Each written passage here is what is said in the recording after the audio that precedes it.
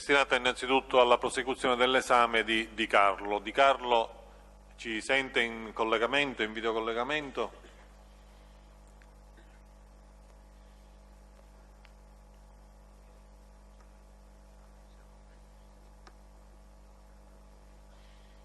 Di Carlo? Dal sito riservato numero 2, buongiorno Presidente, Sì. È presente Francesco Di Carlo, nato a Altofonte il 18/2/1941, identificato a mezzo scorta servizio centrale. Benissimo, il difensore è qui in aula, è presente. L'avvocato Ermanno Zancla è presente in aula. Allora Di Carlo, prima di iniziare l'esame io le ricordo che lei già è stato tutte le informazioni, gli avvisi necessari nella qualità di testimone assistito, che è quella che lei assume rendendo le sue dichiarazioni, le sono state fatte già alla scorsa udienza e nella stessa udienza lei ha già letto la dichiarazione di impegno, che valgono ovviamente anche per la prosecuzione odierna dell'esame. Detto questo, possiamo riprendere l'esame ridando la parola al pubblico ministero. Grazie Presidente.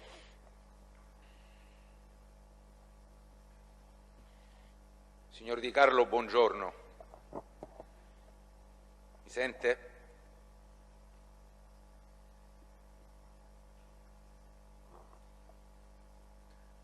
Signor Di Carlo, mi sente?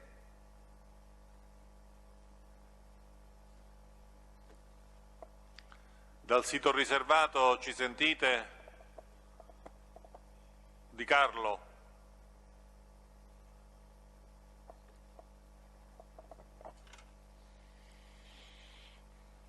Abbiamo problemi con l'audio, forse. Sì, ha risposto prima, adesso non. Sente adesso? Sì? Di Carlo ci sente? Io la sento a lei. Ah, benissimo. Il dottore Di Matteo non la sentivo però bene. Ora riproviamo. Il dottore Di Matteo se riprova di nuovo il microfono, così vediamo se riusciamo a sentirlo. Buongiorno signor Di Carlo, adesso mi sente? La sento meglio adesso. Meglio o sente bene?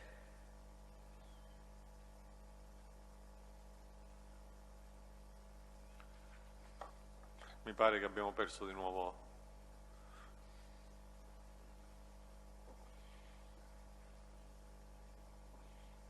Vediamo se riusciamo a ripristinare un collegamento audio un po' più efficiente.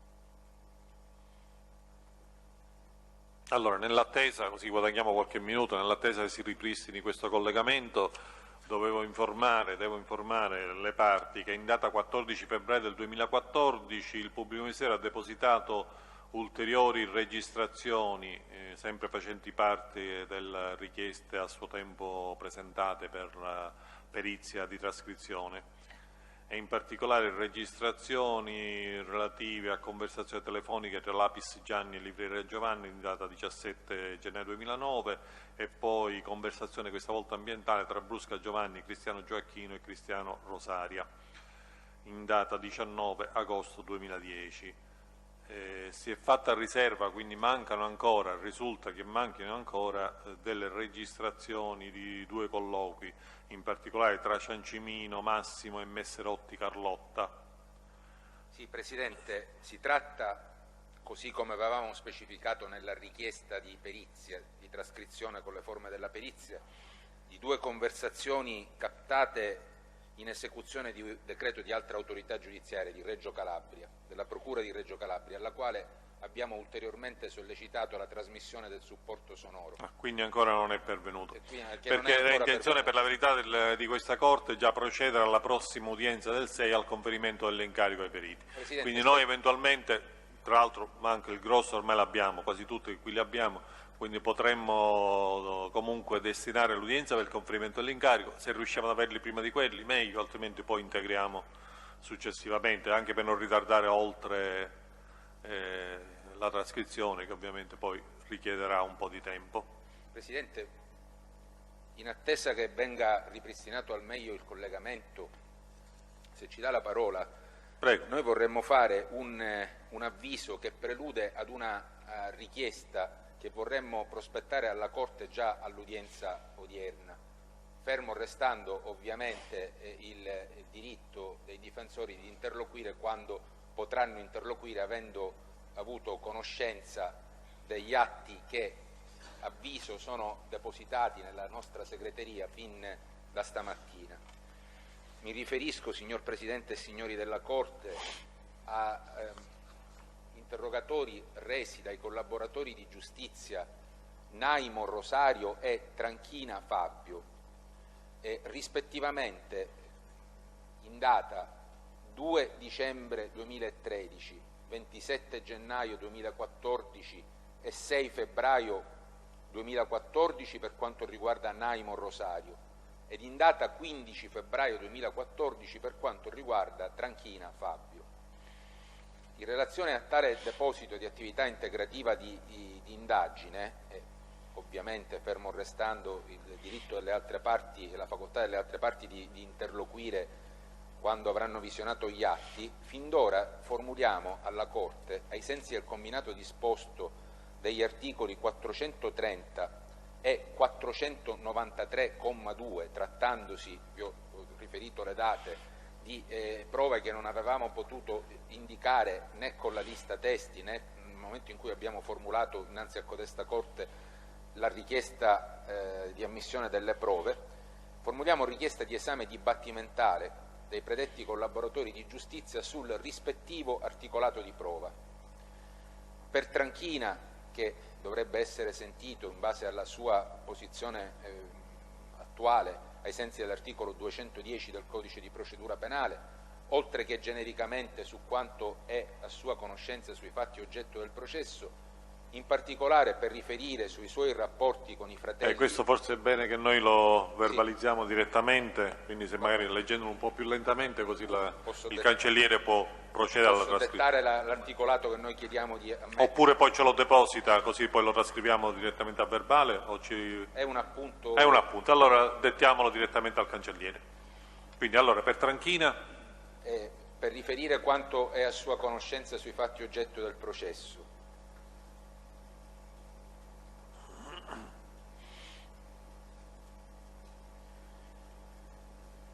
Più in particolare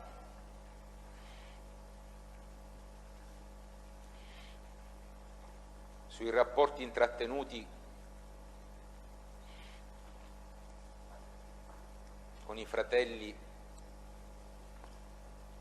Giuseppe e Filippo Graviano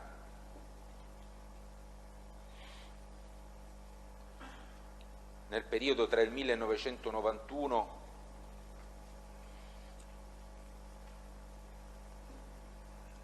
e l'arresto dei Graviano in data 27 gennaio 94.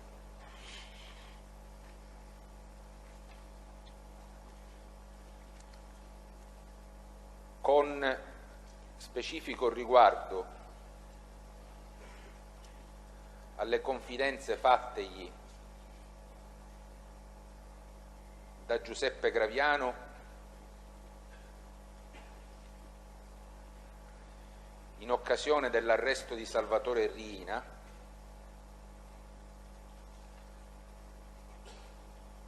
a proposito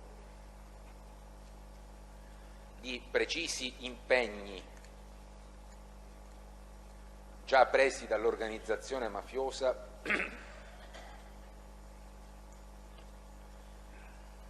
e di rassicurazioni e garanzie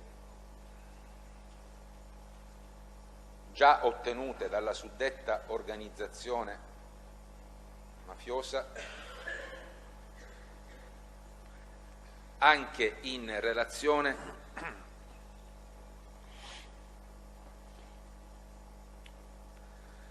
alla modifica di parte della legislazione antimafia.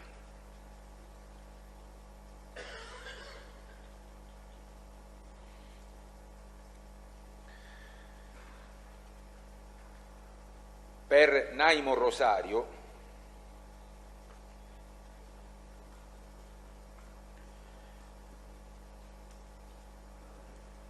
oltre che per riferire in generale su quanto a sua conoscenza sui fatti oggetto delle imputazioni,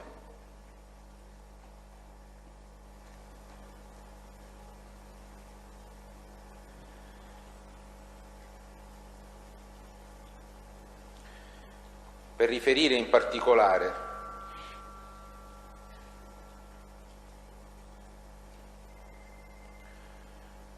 sulla frequenza e l'intensità dei rapporti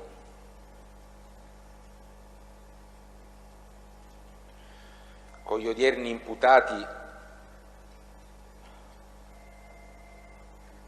Salvatore Riina e Antonino Cinà nel corso del 1992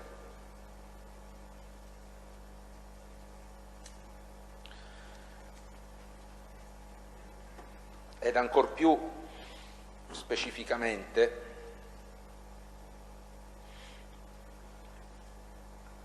sulle confidenze fattegli e sulle preoccupazioni esternategli dal dottor Cinà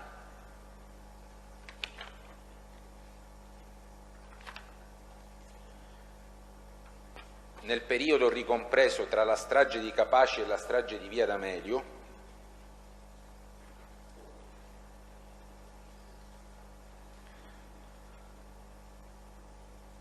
a causa della gravità e delicatezza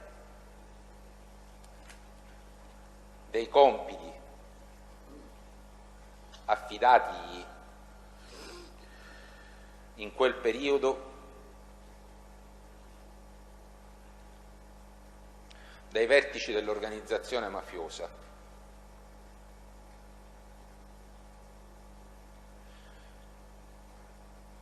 Ovviamente, Presidente, non entro più nello specifico, l'articolato mi pare già abbastanza analitico e vi anticipiamo anche questo, Presidente e signori della Corte tutti. Nel caso in cui, in esito all'interlocuzione delle altre parti, la Corte dovesse ammettere la prova, sarebbe nostra intenzione, anche per un problema di collegamento sistematico ed organico con l'esame di Spatuzza, eventualmente richiedere la citazione e la presenza del Tranchina in occasione delle udienze già fissate dalla Corte, già preannunciate dalla Corte all'Aula Bunker di Roma a Rebibbia. Ovviamente compatibilmente con i tempi, certo, di quella in aggiunta, se dovesse residuare tempo. Vabbè, in ogni caso la Corte si riserva di provvedere su queste istanze dopo aver sentito i difensori alla prossima udienza. Ecco, perché allo Stato nulla possiamo dire, Presidente. È chiaro. Quindi noi abbiamo dato atto a verbali, i difensori sono informati e sanno già quindi che saranno poi interpellati alla prossima udienza del 6 al fine di provvedere appunto su questa istanza oggi avanzata dal pubblico ministero. Adesso proviamo se è stato ripristinato il collegamento con Di Carlo. Di Carlo?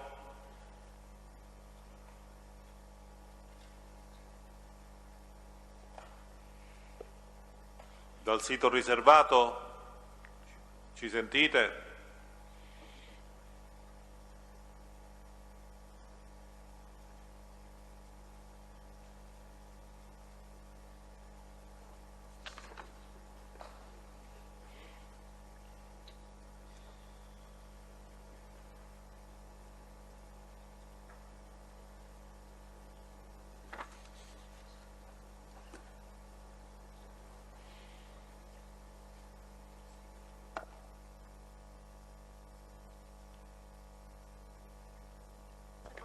Per il tecnico del sito riservato, per favore, una prova veloce, possiamo farla? Grazie.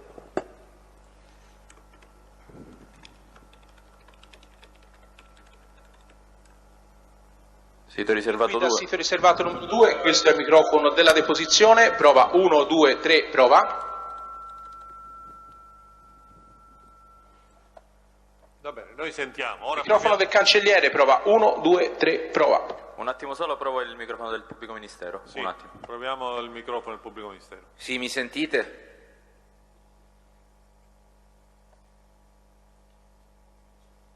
Lei?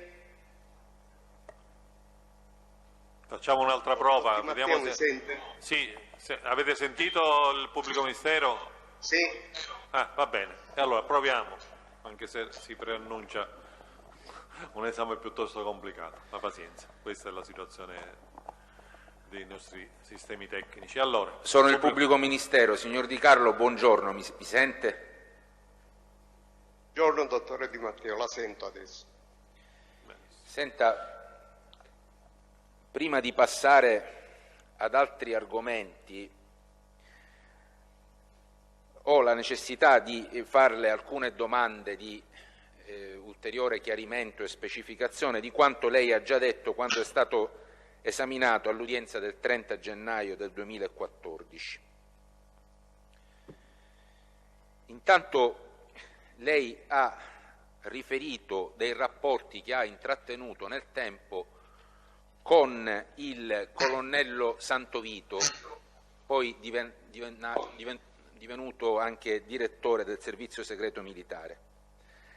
Ha parlato anche di una... Posso? Veramente era generale Cattrestelli.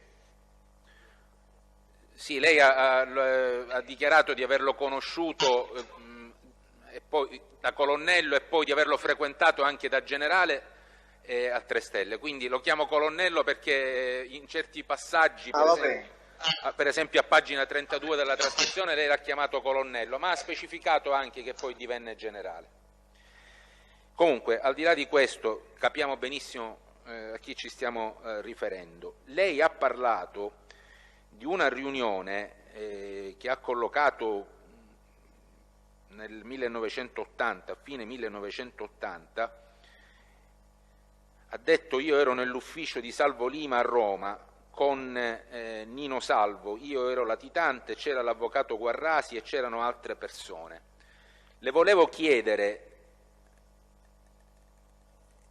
in questa riunione, di questa riunione, lei ricorda anche quale fu l'oggetto, se ci fu una questione trattata o si trattò di una riunione conviviale? Non ho approfondito nella scorsa udienza il contenuto, l'occasione e i discorsi che si fecero in occasione di questa riunione a Roma. Se parla per quello che ho accennato io, oppure che so io e che c'ero, non era a Roma proprio, ci siamo visti a Roma e poi di là ci siamo spostati. Dica quello che ricorda. Io le ricordo quello lei ha detto, c'è la trascrizione con il colonnello Santovito, pagina 32, più amicizia, perché se io andavo a Roma lo incontravo, è capitato 2 o 3 volte andare a pranzo insieme, è capitato in una riunione che si è fatta nel 1980, mi sembra, prima che si scoprisse la lista dell'AP2, è stato nell'80, fine 80, mi ascolti signor Di Carlo, fine 80 che c'è stata una riunione e io ero nell'ufficio di Lima a Roma, intendo, con Nino Salvo, io ero latitante, con Nino Salvo siamo andati a questa, c'era l'avvocato Guarrasi e c'erano altra gente e altre persone. Ci dica tutto quello che ricorda su questa riunione, su questo incontro. La riunione è stata in una villa, come si chiamano, vicino a Latina, la montagna, una zona bagnare, c'è una montagna, Monte Circeo, mi sembra così si chiamerebbe. E c'era una grande villa che poi ho capito che questa villa era di proprietà di un petroliere, uno che commerciava col petrolio, Ortolani, non mi ricordo più, Berto Ortolani, ma c'erano tante persone. Io ho accompagnato a Lima e a Nino Salvo. Lima no, mi sembra che Lima non c'era, Nino Salvo, con Nino Salvo sono andato, e là c'era l'avvocato Guarrasi, e hanno parlato perché erano tutte iscritte all'App2, di quello ho capito, ma c'eravamo tanta gente che aspettavamo anche fuori, di cui ho conosciuto là, in questa riunione ho conosciuto pure chi accompagnava Santo Vito, che era ai tempi questo che l'accompagnava era o era maggiore o era capitano dell'esercito pure come Santo Vito. E ci siamo messi fuori a parlare anche noi, loro hanno avuto questa riunione, si parlava di quello che avevano intenzione di fare e di quello che ho capito io volevano ripetere quello che non si era fatto nel 1970, che non aveva potuto fare il principe Borghese e altra gente. Senta, questa riunione mi è rimasta l'amicizia con questo Mario Ferrara. Che è quello che in quell'occasione era capitano o maggiore, vero? Come ha già detto. Sì. Senta, penso quindi... che era maggiore. Poi erano tutti in borghese, non mi ricordo i gradi proprio che avevano in quel periodo. E quindi in occasione di questo incontro, di questa riunione, lei vide insieme materialmente il colonnello Santovito e Nino Salvo? Era già generale Santovito ed era capo dei servizi già, perché nel 78 era diventato capo dei servizi militari italiani, ISME come si chiamasse. Cioè era generale già nel 77 quando io l'ho frequentato a Palermo, 78, e nel 78 già sapevo prima che era stato promosso a dirigere questi uffici. Allora le ripeto la domanda chiamandolo col grado di generale. Lei in questa circostanza, in questa occasione, vide insieme partecipare alla stessa riunione Nino Salvo e il generale Santovito?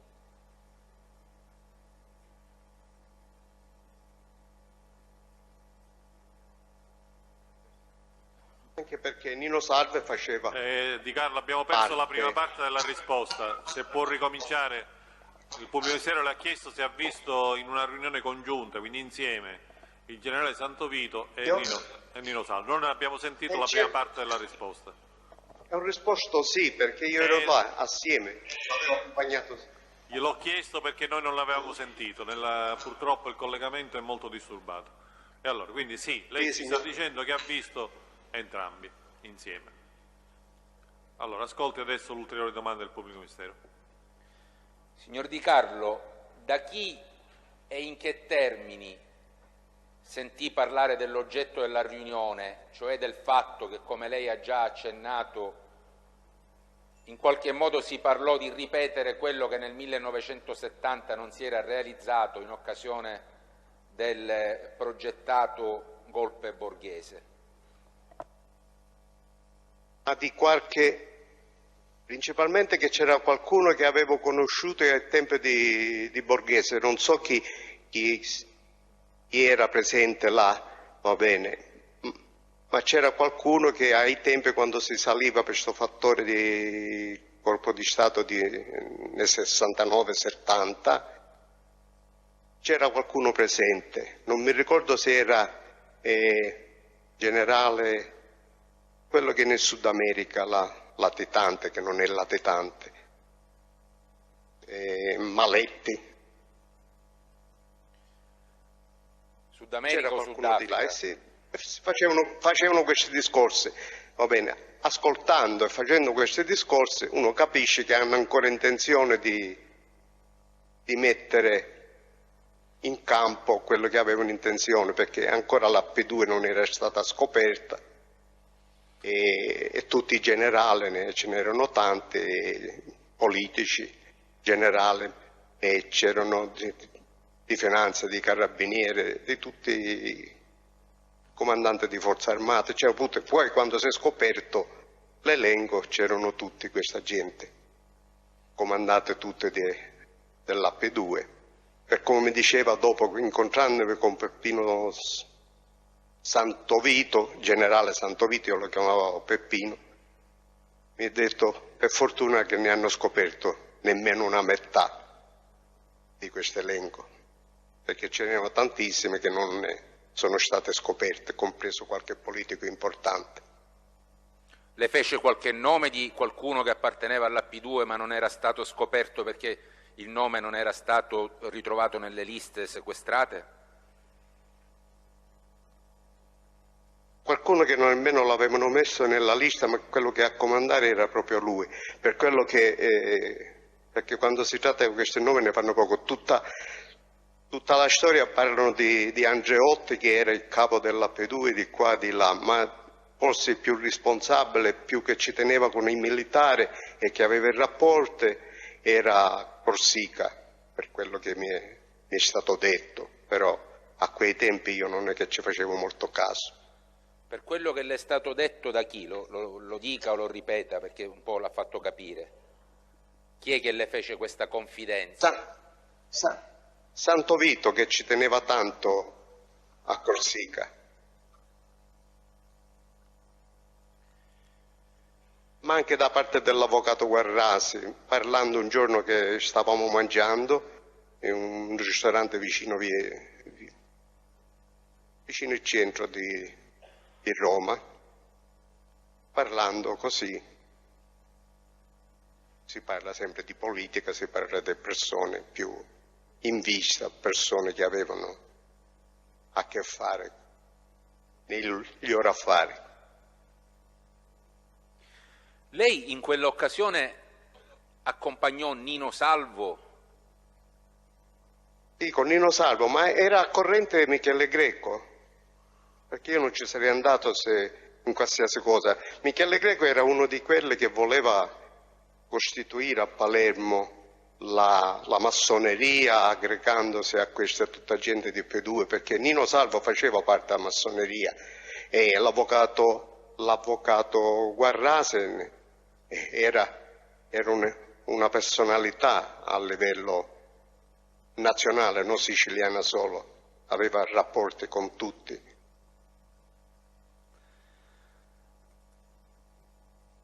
Al termine della riunione, oltre ad aver avuto le confidenze di Mario Ferraro, lei parlò della riunione, di quello che si era discusso con Nino Salvo? Ma accennato così. Accennato perché a Nino Salvo si aveva preso l'incarico di convincere anche, non mi ricordo chi c'era, ministro della difesa, mi sembra che era un palermitano, non so se fosse Ruffini in quel periodo, e si aveva preso l'incarico per cui abitavano nello stesso palazzo, erano amici, lo portavano a livello elettorato per l'elezione. Mi ricordo, c'è stato questo discorso, sono passati 35 anni, 34, quant'è? Per me era una cosa secondaria questa, non era a livello di cose da ricordarmi punto per punto, parola per parola.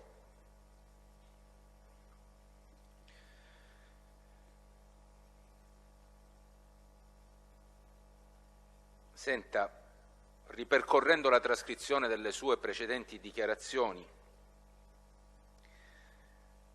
ci siamo accorti che a proposito della sua conoscenza e frequentazione e rapporto che lei ha definito anche di amicizia con Mario Ferraro, lei a un certo punto ha detto: questo qui lo hanno suicidato per quello che poi qualcuno mi ha raccontato. Scusi, Presidente e Pubblico Ministero, la lettura delle dichiarazioni del collaboratore può essere effettuata solo in sede di contestazione. Questa è dichiarazione dibattimentale, la prima parte dell'udienza che oggi stiamo proseguendo. Ah, di questo dibattimento? Sì. Sta parlando della registrazione dell'udienza del 30 gennaio, quindi è una prosecuzione dell'esame. Quindi una precisazione su dichiarazioni già rese in questo dibattimento, se abbiamo ben compreso. Prego, Pubblico Ministero.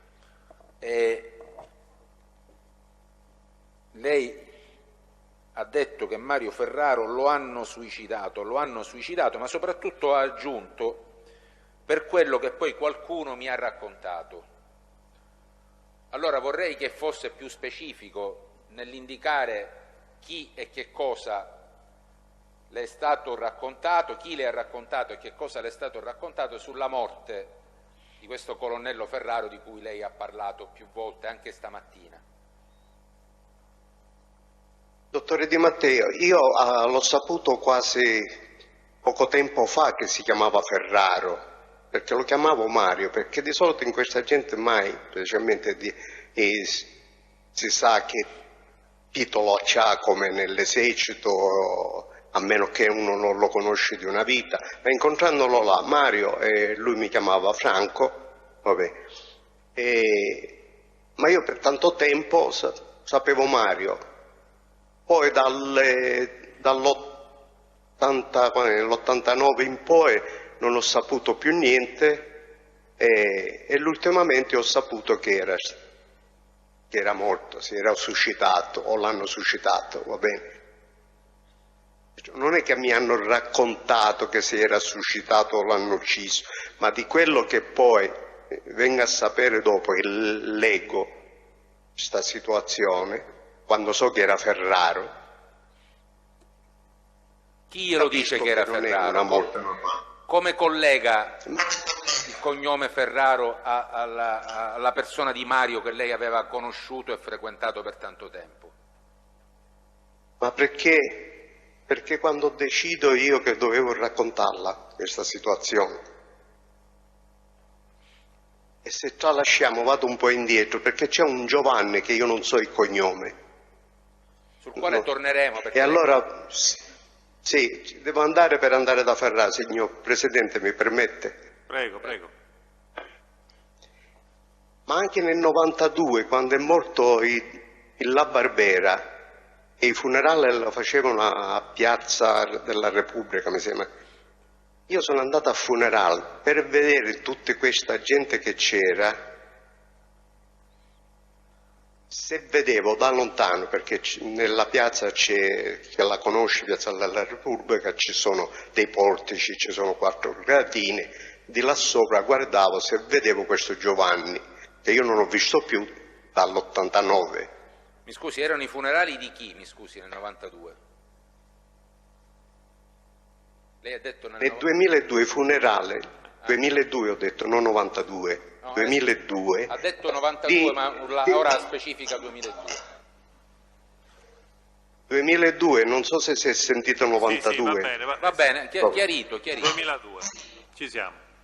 Mi sembra pure che era 2002, non posso dire il mese perché non mi ricordo, ma io ero a Roma ancora, non ero fuori all'estero. E sono andato ai funerali di La Barbera. Come si chiamava? Arnaldo La Barbera, per vedere in questo funerale, visto che io a questo Giovanni l'avevo conosciuto, che era venuto con La Barbera, per vedere se era là il funerale, perché io non conosco il cognome e non lo so dopo 20 anni se potrei vedere che ho guardato delle foto e delle cose, non riesco a inquadrarlo. Ero andato là, perciò io di Ferraro guardavo pure, ma non sapendo che già era morto questo. Poi vengo a scoprire, guardando foto, riconosco a Ferraro e vedo a Mario e vedo si chiama Ferraro. Ecco perché l'ho saputo adesso. Leggendo so che si era suscitato, però leggendo tutta la sua storia ho detto ma come dicono i giornalisti, c'era sospetto di suicidato, l'hanno suicidato. Ecco perché dico Ferraro, adesso io so. Ma prima sapevo solo Mario. Mi ascolti, per essere chiari, quindi lei in sostanza ha saputo di questo, perché questa era la domanda che le ha fatto il pubblico ministero, ha saputo del cognome Ferraro esaminando delle fotografie che le sono state esibite in occasione di un interrogatorio e ricorda eventualmente... No, io l'ho cercato. No, interrogatorio. Io l'ho cercati.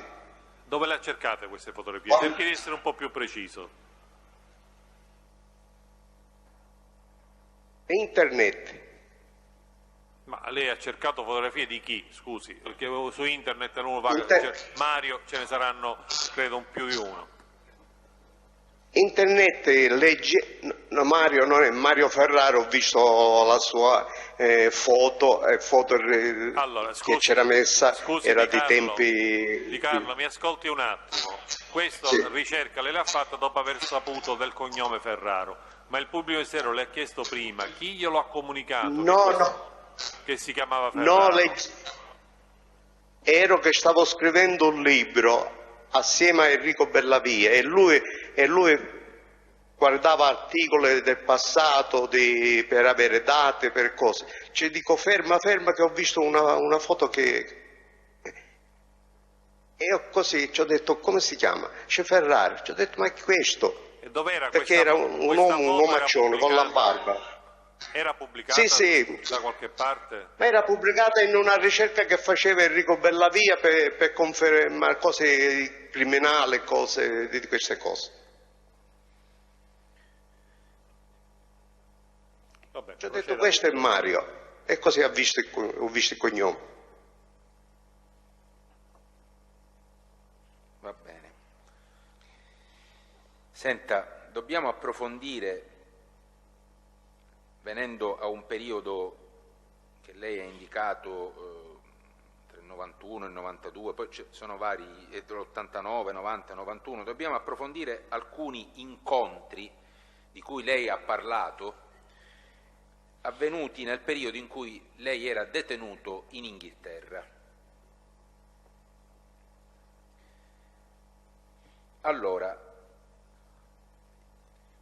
innanzitutto cominciamo da quegli incontri che lei ha collocato, per quello che è il suo ricordo, nella prima parte del 1989 e ha detto comunque con certezza prima dell'attentato alla Daura.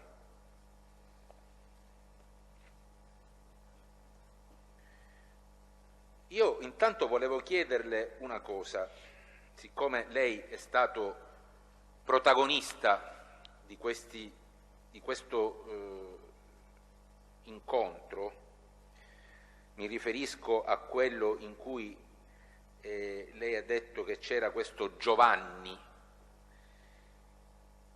e c'era poi la presenza di un'altra persona che poi lei ha riconosciuto per il dottore La Barbera.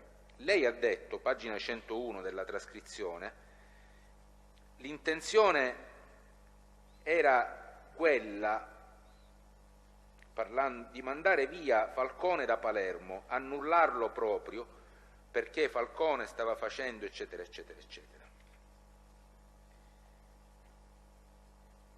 E lei dice che Giovanni, sempre Giovanni, le dice se noi altri dobbiamo fare qualche cosa in Sicilia dobbiamo avere le spalle coperte. Allora, intanto lei riesce a ricordare ancora più analiticamente questi discorsi che le vennero fatti? Io incontro con Giovanni ne ho avuti due. Lei parla per il primo incontro o secondo incontro? Perché ci sono stati due incontri. Allora li racconti, allora, se noi, li racconti di nuovo. I rapporti... No, farli raccontare tutti e due, credo che si riferisca al secondo incontro il pubblico ministero. Quello in cui lei ha riconosciuto come presente anche una persona che poi ha riconosciuto essere il dottore Arnaldo La Barbera. Allora lei si riferisce al primo, quindi non al secondo. Sì. Pensavo, siccome poi ha fatto riferimento però a una frase specifica, che credo che fosse riferita al secondo incontro. Comunque, Vediamo di chiarire, perché far riprendere, non possiamo ripetere l'esame ovviamente che abbiamo fatto l'altro giorno. Cerchiamo di fare delle domande più specifiche e più puntuali, così vediamo di l'incontro nel quale per la prima volta lei ascolta questo Giovanni, poi ci specificherà meglio se è il primo o il secondo, affermare che c'era l'intenzione di mandare via Falcone da Palermo, annullarlo proprio, delegittimarlo e dice anche: se noi dobbiamo fare qualche cosa in Sicilia dobbiamo avere le spalle coperte. Questo incontro ci dica intanto se è il primo o se è il secondo e se ricorda ancora più analiticamente le parole pronunciate, le frasi pronunciate e le richieste fatte a lei. Siccome lei mi parla di spalle coperte è nel primo incontro, dopo se lei mi parla i fattori che vogliono mandare via, che è quello che volevano fare, è nel secondo che si chiarisce di più ancora.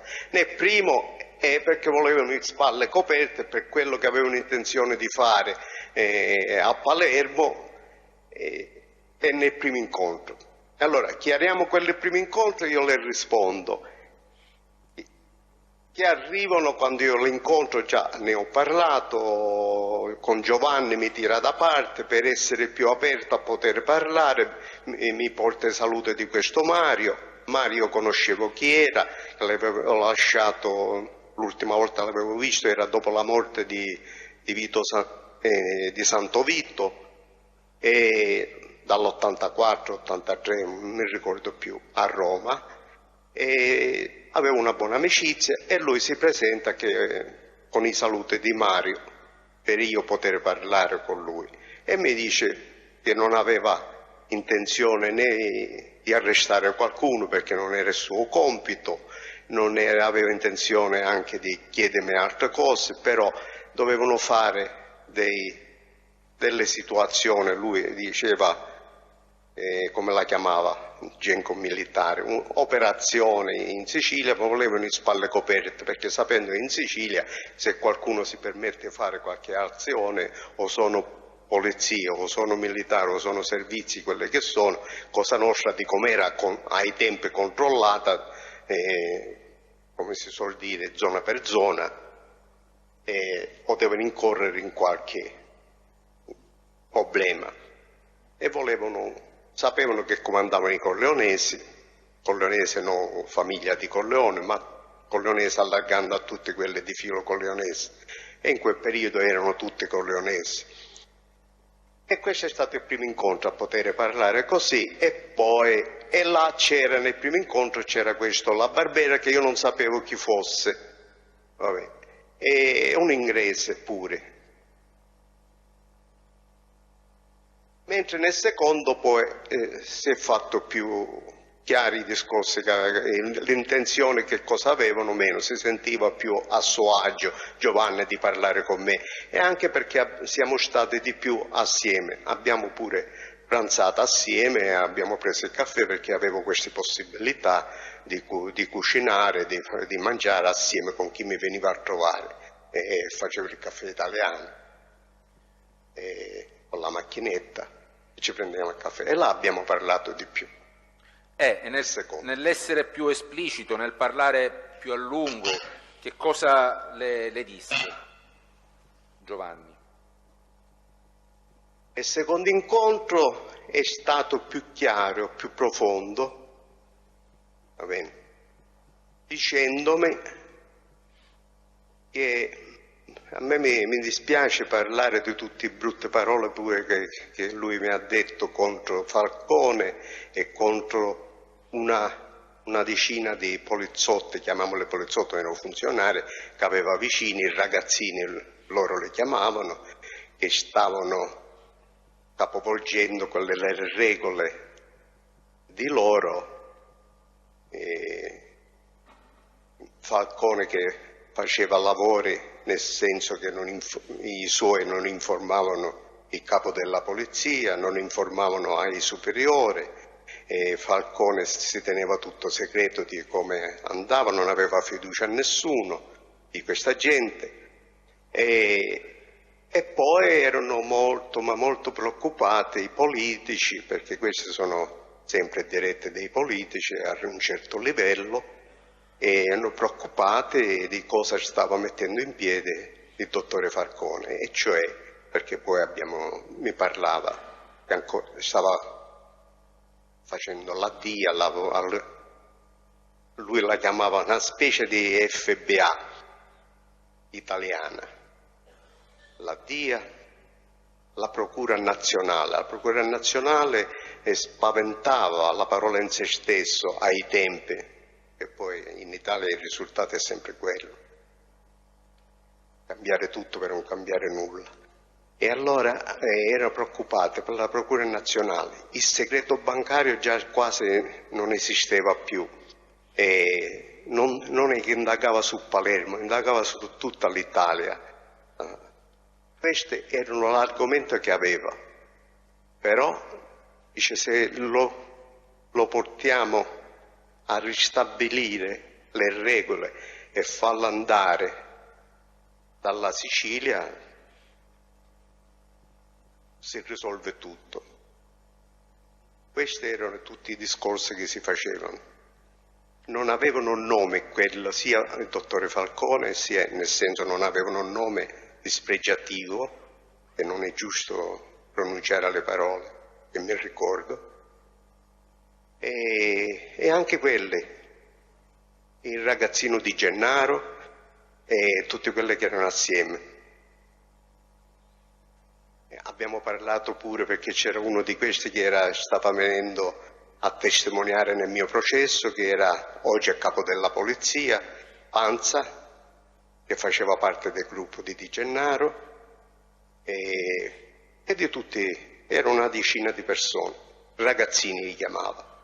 Queste persone venivano da Giovanni accomunate come persone, funzionari di stretta fiducia di Giovanni Falcone?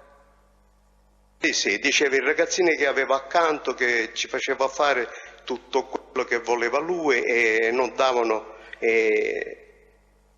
come dire, conterragione ai propri capi, ma si preoccupavano perché scavava da qualsiasi parte, ma c'erano politici che erano pure preoccupati, e non solo i politici, e anche, come dicevano loro, qualche pezzo grosso dei carabinieri, infatti loro non ci volevano avere a che fare.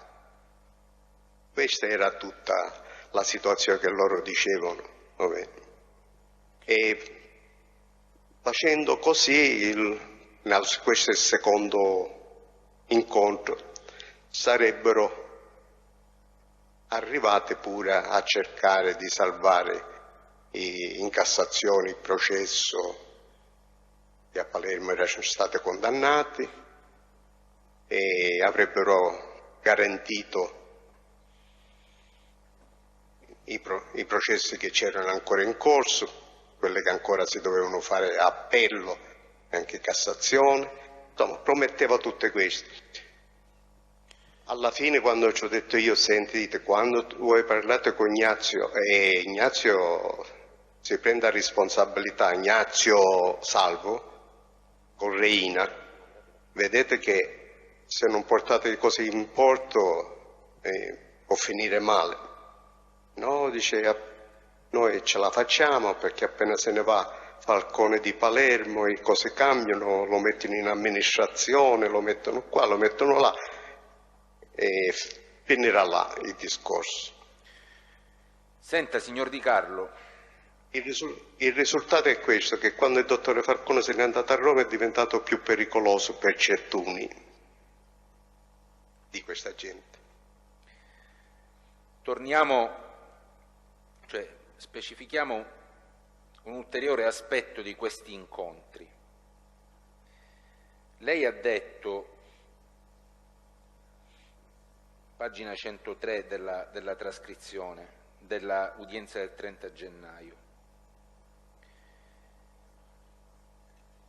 alla domanda, aveva già parlato del fatto che Giovanni aveva contattato Ignazio Salvo, e ha detto: Ignazio Salvo l'ho contattato, ci ho detto dove potevano, chissà, contattarlo, nello studio di Roma, vicino Viale Campania, vicino Viale Sicilia, eccetera, eccetera. Quando è venuto la seconda volta che Giovanni ci do questa possibilità, era felicissimo, contento.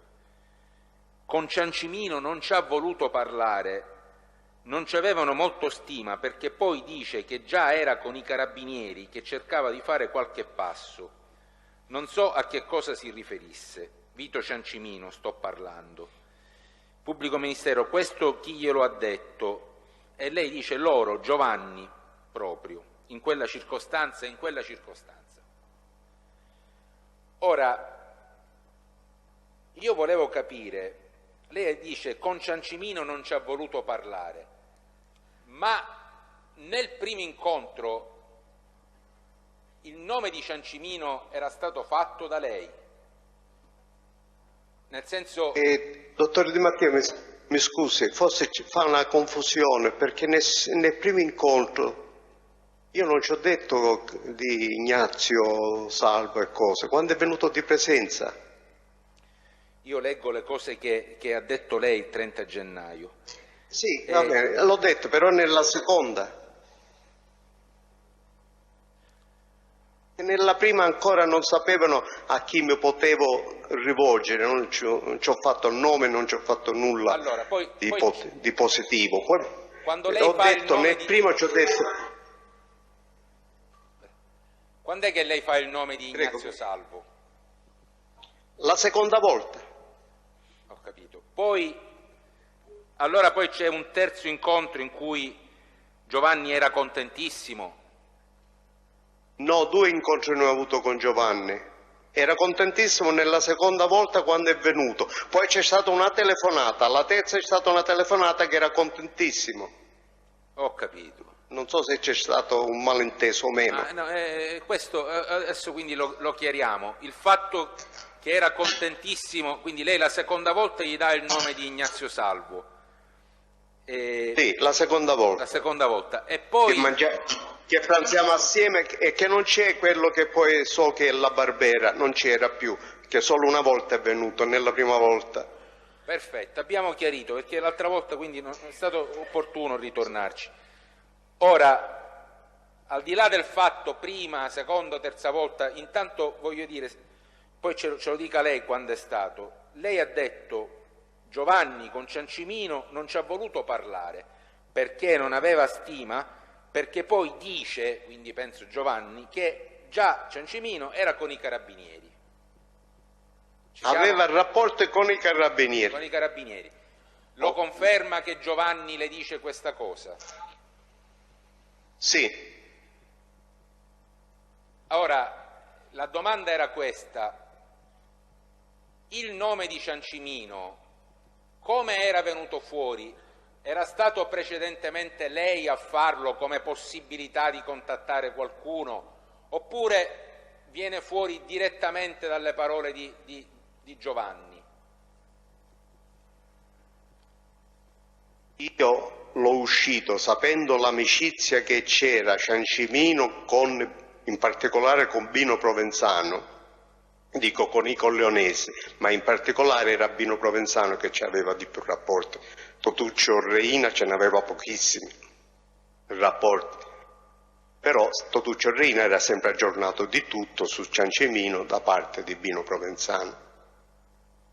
Quindi l'ha uscito lei e poi... Sono io che le dico, sì, sono io che le dico, avrei questo come persona perché io non posso dire che sia Salvo o Ciancimino che fossero Cosa Nostra. Ciancimino per me non lo era, va bene, e non aveva i requisiti di poter diventare Cosa Nostra, mentre Ignazio Salvo lo era, ma io nemmeno a Giovanni le dico che Ignazio Salvo era Cosa Nostra, però mi potevo rivolgere all'uno o all'altro che avevano i contatti con i Corleonesi.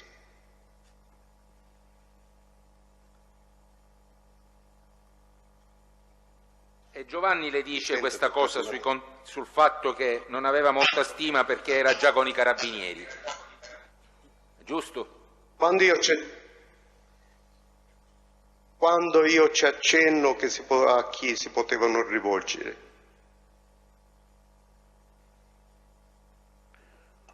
Quando lei quindi fa il nome di Ciancimino, le risponde in questo modo, Giovanni, giusto?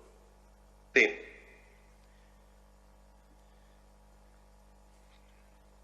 Senta, signor Di Carlo,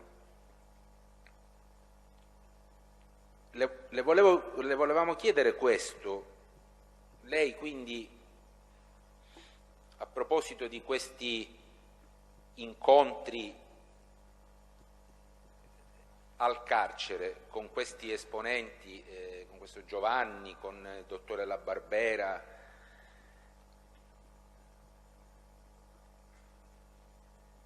quando ne ha parlato la prima volta all'autorità giudiziaria di questi incontri proprio con questi soggetti italiani e con questi soggetti che le parlano della situazione che lei ha spiegato anche stamattina e il 30 gennaio, cioè della necessità in qualche modo di bloccare il dottor Falcone, di allontanarlo da Palermo? 30 gennaio alle 10:30 davanti a questa corte, davanti al Presidente presente. Non ho parlato con nessuno, a parte che ho scritto qualcosa che però il libro ancora non è uscito, però mi faceva dovere prima parlarne con l'autorità giudiziaria, perché sapete quanto io sono delicato su questo. Qualche cosa accennerò nel libro, però ancora non è uscito e se non finisce l'esame della Corte o dell'autorità giudiziaria di esaminarmi, non penso mai di dare chiarimento su quello che sapevo io, quello che avevo a mente.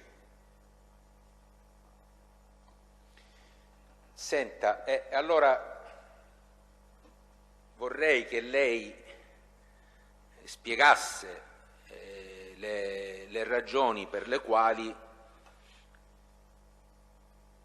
avendo iniziato a collaborare nel 1996 ed essendo anche stato sentito in diversi dibattimenti anche a Caltanissetta per la vicenda delle stragi del 92, ci spieghi soprattutto alla Corte in base a quali determinazioni ha deciso di riferire solo ora questi incontri con gli esponenti con Giovanni, col dottore La Barbera, aventi ad oggetto questo tema soltanto appunto il 30 gennaio del 2014.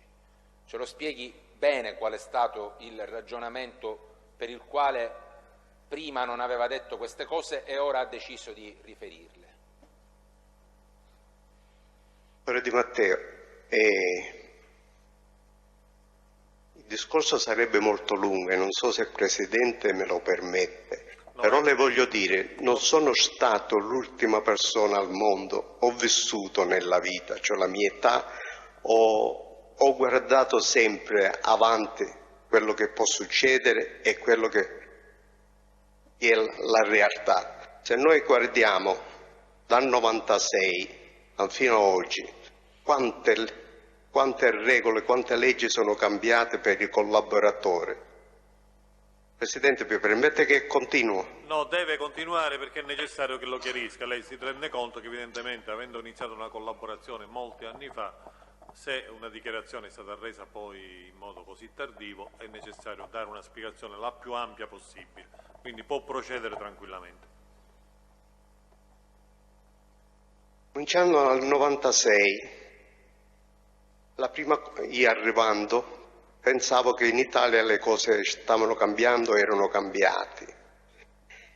Quando vedo in un processo che io avevo deposto, specialmente sulle stragi di Capaci, quando vedo una signora che aveva tutte ragioni, una vedova di una vittima che era morta pure nella strage, un accanimento contro i pentiti, come le chiamano, io mi sembra di non farne parte, pentimento, perché non avevo fatto reati da potermi pentire, quello di Cosa Nostra mi ci hanno portato, non potevo pentirmi nemmeno di essere stato in Cosa Nostra.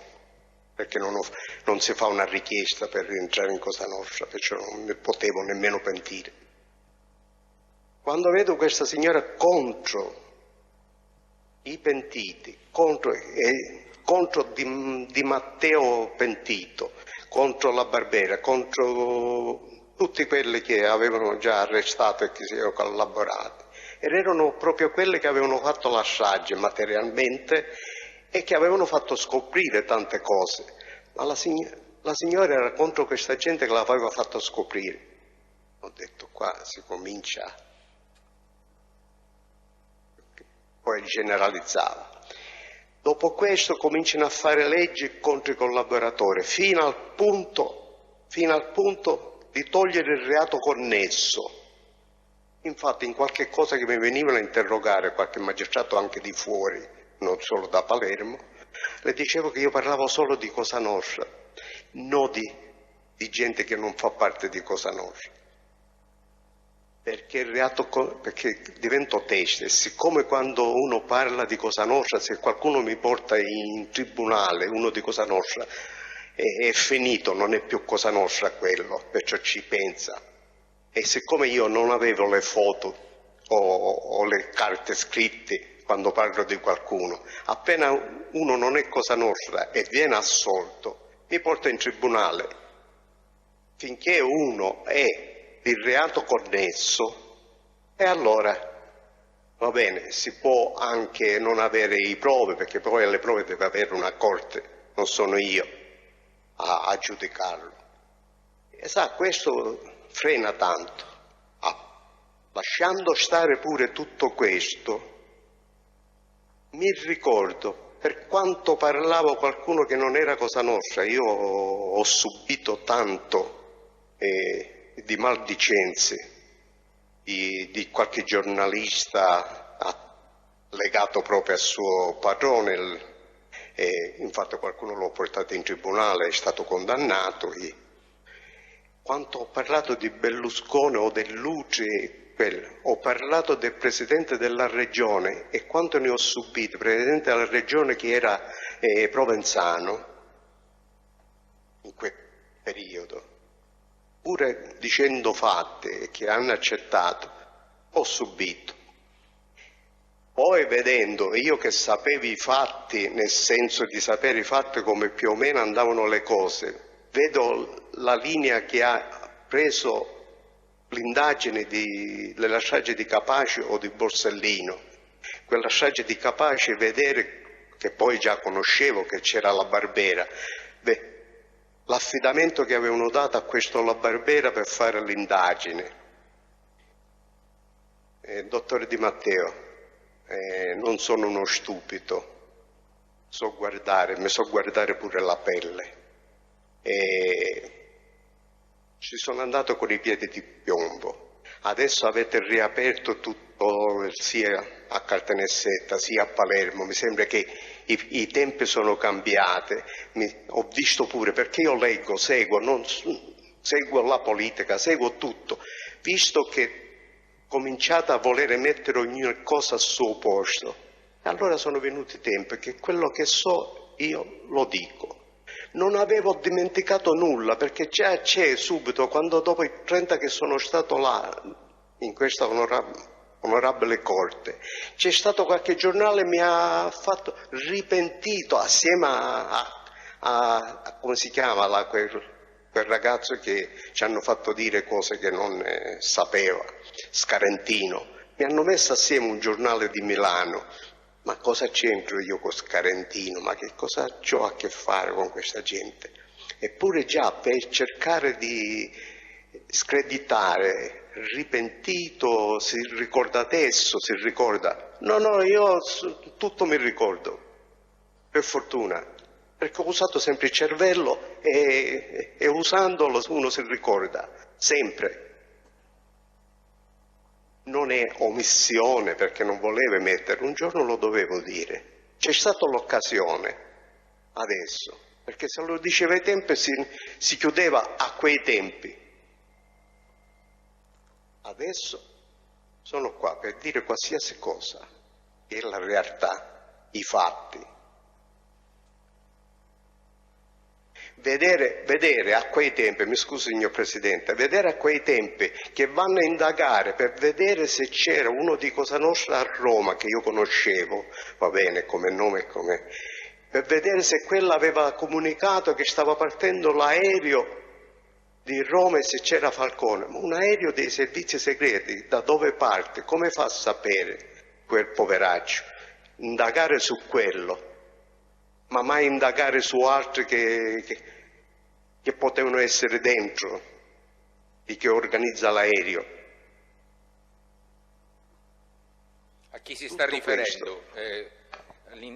A chi si sta riferendo quando dice un'indagine che riguardava una persona di Cosa Nostra e che riguardava la possibilità che lui avesse indicato il volo del dottor Falcone? Mi ricordo che avevano indagato all'inizio, subito è uscito nei giornali, di Ino, come si chiamasse questo? Era la famiglia della Noce, che tutti i zii erano pure Cosa Nostra, origine di Misilmeri, che aveva un negozio a Roma che io conoscevo. Non mi ricordo, non mi viene il cognome in questo. Sciarappa, sì. Una cosa così. Mi dica una cosa, quando lei adesso invece ci dice che bisogna guardare dentro, è una sua ipotesi o perché ha conoscenze su questi fatti? Ma perché quello che volevano fare? No, se ipotesi hanno sono... se ha conoscenze invece ce li riferisco. Presidente, quando vengono questi che si parlava di che volevano portarlo fuori dalla Sicilia, volevano annullarlo, la parola più esatta, annullarlo, va bene, non ucciderlo, annullare, perché non mi hanno parlato di questo. L'uccisione per me avviene dopo, avviene perché prima a Reina, quando ci parlava Ignazio Salvo che potevano aggiustare i processi, Ignazio Salvo non so se ci abbia detto mai da dove ci veniva, ma Reina non chiedeva mai, sapevano via politica, via di qualsiasi cosa.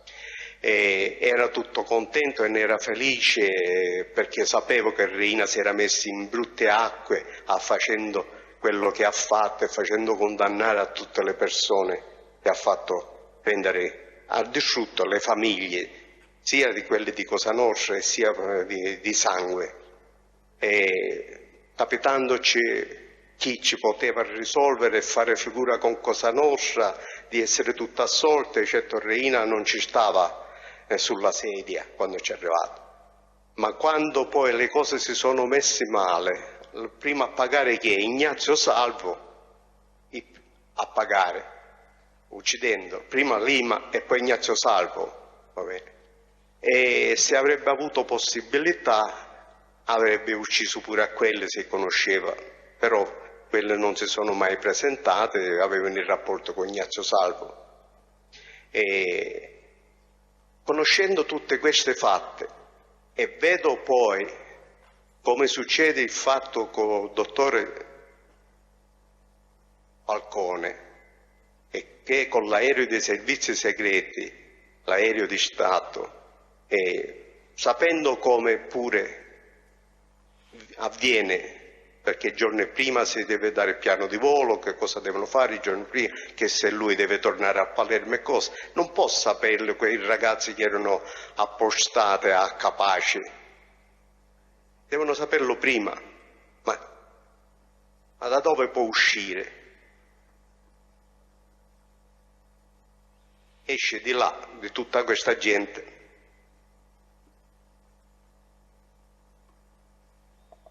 Pubblico Ministero, proceda con l'esame.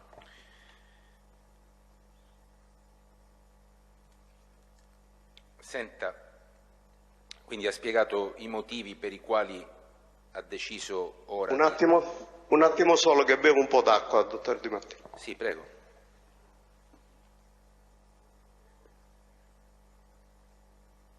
Sì, mi dica.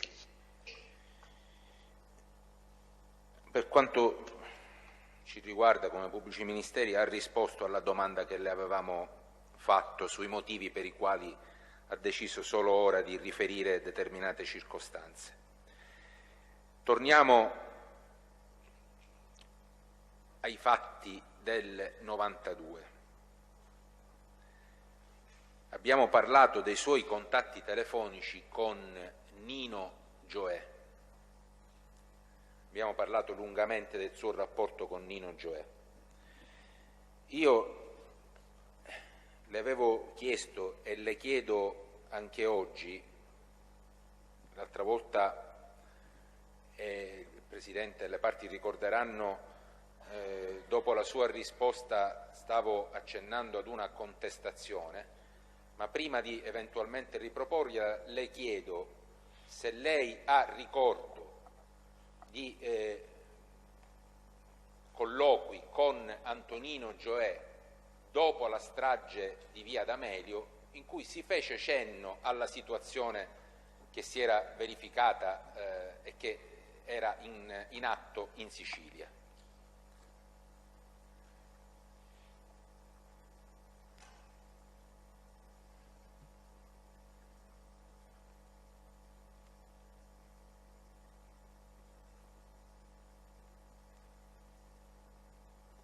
Si è interrotto il collegamento, Presidente. Di Carlo, ci sente? Non ho sentito all'inizio il dottor Di Matteo, il seguito no. Allora, ripetiamo la domanda. Allora. Il Ministero le stava chiedendo se dopo la strage di Via D'Amelio lei ricorda di colloqui con Gioè in cui si fece cenno alla situazione che si era creata in quel periodo. Questo è il succo intanto della domanda, poi vediamo di approfondire. Sì, mi ricordo qualcosa, ho avuto qualche per telefono, naturalmente per telefono non si chiacchierava su questo, qualche accenno così. Quindi parliamo di telefonate dirette tra lei e Gioè. Sì, mi chiamava lui. Ricordi, cioè riferisca quello che ricorda di queste telefonate dopo la strage di Via D'Amelio.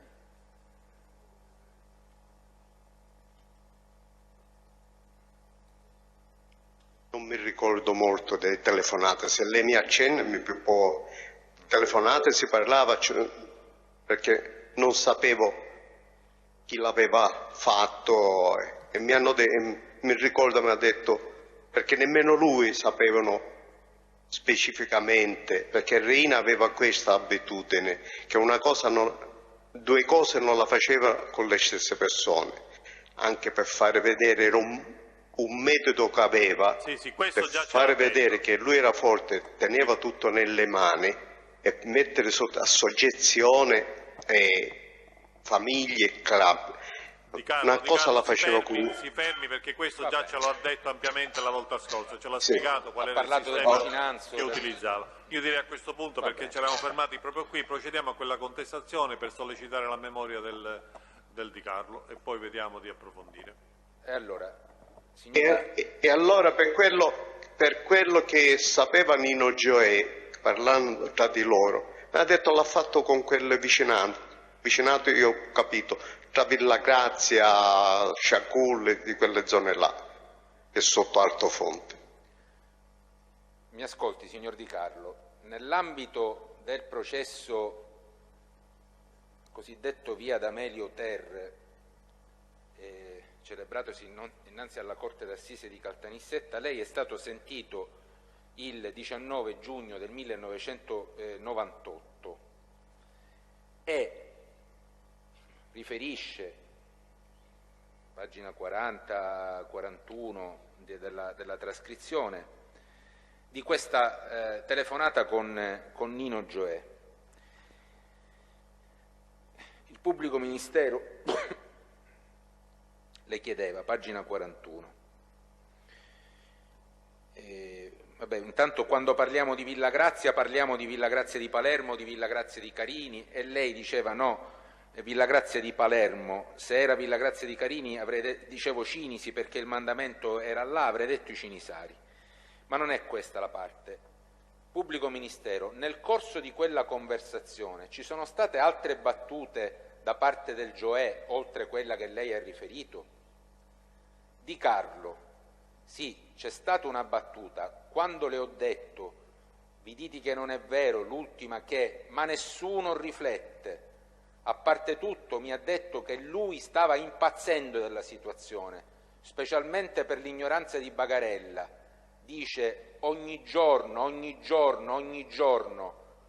Poi mi ha detto, mi ascolti signor Di Carlo, è lei che parla, poi Gioè mi ha detto, dici che avevano usetti mazzi incasciato, sappiano cosa fare, i testi l'hanno loro, lasciamoli fare, 7 di mazzi incasciato. Ancora, e così poi le do la parola, gli avvocati potranno controllare, non voglio leggere tutto, ma il pubblico ministero a fine pagina 41 insiste. Lei che cosa ha percepito circa il significato della frase abbiamo 7 di mazzi incasciato? Di Carlo Francesco, che erano sicuri di quello che facevano, almeno non lui, ma chi aveva ordinato e chi faceva. 7 di mazzo incasciato, che poi aggiustavano tutto, si cambiava tutto. E ancora, mi ascolta signor Di Carlo pure? Perfetto. Sì, ancora, mi arriva a singhiozzi, non so se era giusto o no qua la situazione. Allora, ha sentito comunque, Presidente. Di Carlo, ha sentito questa frase che l'ha ricordato il pubblico ministero? I 7 mazze incasciate l'ho sentito, ma poi parlava e arrivava una parola e non arrivava in continuazione. Presidente, Allora, ripetiamo, rileggiamo. Allora, pubblico ministero, pagina 41, io devo insistere nella domanda perché credo che non abbia risposto. Lei che cosa ha percepito circa il significato della frase abbiamo 7 di mazzi incasciato? E lei rispondeva che erano sicuri di quello che facevano, almeno non lui, ma chi aveva ordinato e chi faceva. 7 di mazzo incasciato, che poi aggiustavano tutto, si cambiava tutto.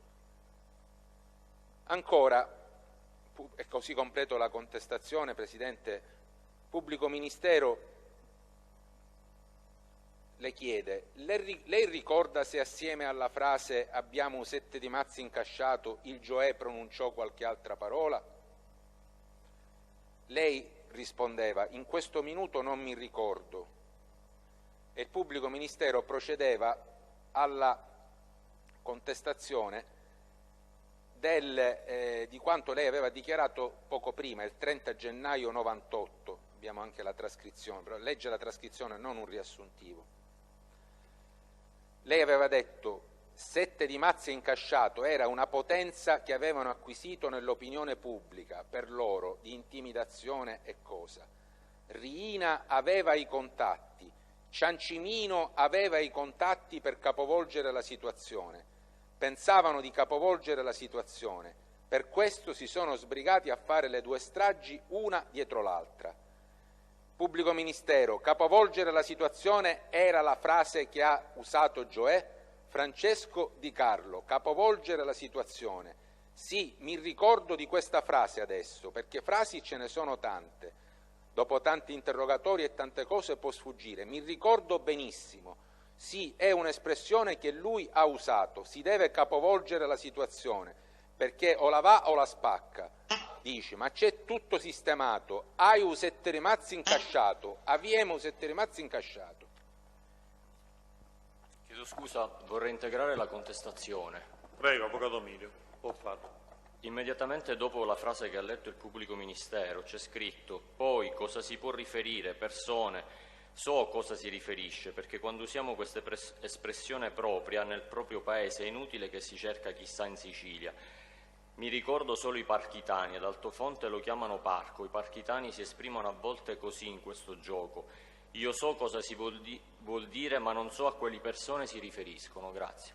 E allora, Di Carlo, ha ascoltato... Lei quindi, mi scusi Presidente, prego.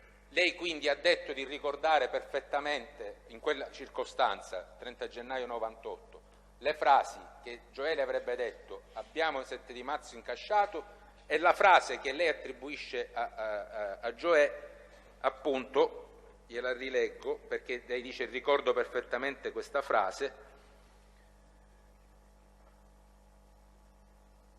Posso? Aspetti. Le sta ricordando la frase del capovolgere. Capovolgere la situazione. Allora. Mi ricordo benissimo, sì, è un'espressione che lui ha usato, si deve capovolgere la situazione perché o la va o la spacca, ma c'è tutto sistemato, hai un settore Va bene, possiamo fermarci, quindi incentriamoci innanzitutto su queste due espressioni, quindi del 7 di mazzo incasciato e del capovolgere la situazione. Ricorda di averla ascoltata dal Gioè, ci vuole riassumere un po' il discorso? Allora, metaforicamente il 7 mazzo incasciato non è quando si gioca a briscola, significa essere sicuri quando si punta, essere tranquilli, che alle spalle tutto si sistema. Questo significa metaforicamente, per chi non lo sa. Nino Gioè mi riferisce infatti alle prime frasi che queste sono pazze cose per tutto quello che stava succedendo a Palermo in quel periodo. Poi Nino Gioè riferisce pure quello che può sapere dicendo che tanto aggiusteranno tutto cambierà. Mi sembra che questo è, non vedo... E quella frase capovolgere la situazione, a che cosa era riferita? Capovolgere... La ricorda? Ecco, sì. Ce la spieghi? Se Gioè gliela spiegò evidentemente, che cosa lei ha compreso? Manica poteva spiegare per telefono, sì, va bene che mi chiamava direttamente dicendo che era l'avvocato, sollecitore diceva, e me lo passavano, però non sapendo se è registrato o meno, ma non erano registrate le telefonate, non è che parlava chiaro, ci capivamo sottintese così. Ma la pronunciò la frase capovolgere la situazione?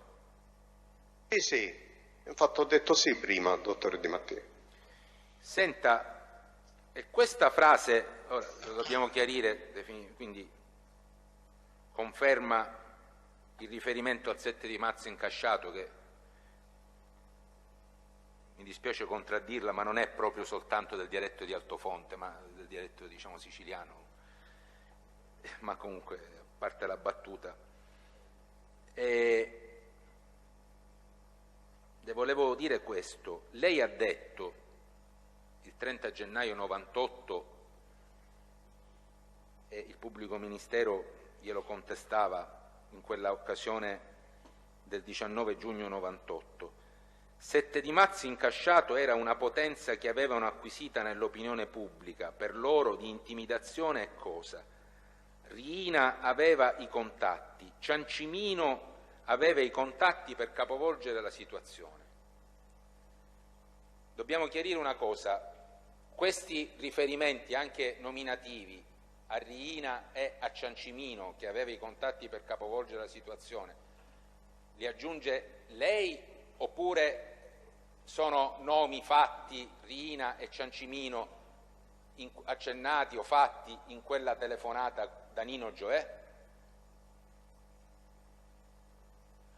Non lo aggiungo io, è nella telefonata di Nino Gioè, perché io sapendo che era un altro settore che avevo cercato di farci garantire i processi a Roma, non potevo dire Ciancimino, sapevo, va bene, anche quelle me l'avevano detto, e sapevo l'amicizia che aveva Bino Provenzano con Ciancimino, e Ciancimino era portato a sbrigare le cose dei Corleonesi, va bene, sapevo così, ma Nino Gioè mi afferma, e questo dopo la strage di Via D'Amelio, che era Ciancimino che si interessava, cosa volevano fare, ma già quel settore non aveva potuto fare nulla per risolvere, capovolgere, come vogliamo dire, il fattore processi. Quindi... E avevano tentato tutto pure di poter mandare via Falcone o fare anche annullare tutta la squadra che aveva Falcone da Palermo, che poi Falcone già si trovava a Roma e poi già era stato ucciso prima della strage di Via D'Amelio.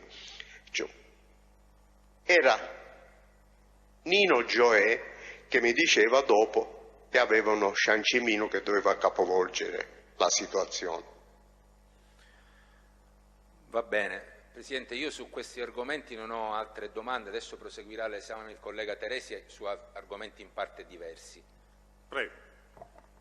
Tranne che non Mi dà 5 minuti, Presidente. Allora facciamo tutti, 5 minuti.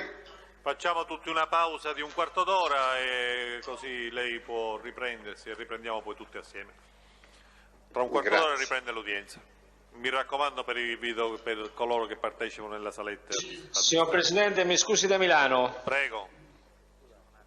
Nel frattempo che la Corte fa la pausa, l'imputato si allontana per consumare il pasto e prendere la terapia antibiotica. Su sua volontà, ovviamente, però sa che tra un quarto d'ora, se l'udienza riprende, se intende partecipare, deve rientrare tra un quarto d'ora. No, farà, signor Presidente, allora rinuncia parzialmente dopo il quarto d'ora. Benissimo, prendiamo atto allora che rinuncia parzialmente e poi lei ci comunicherà quando invece vuole rientrare. D'accordo, grazie L'udienza mille. è sospesa per un quarto d'ora.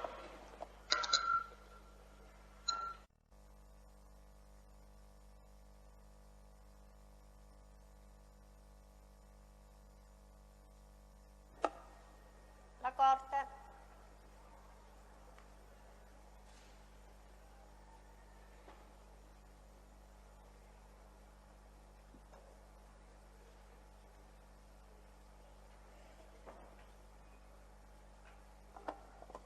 E allora, eccoci qua, riprendiamo l'udienza.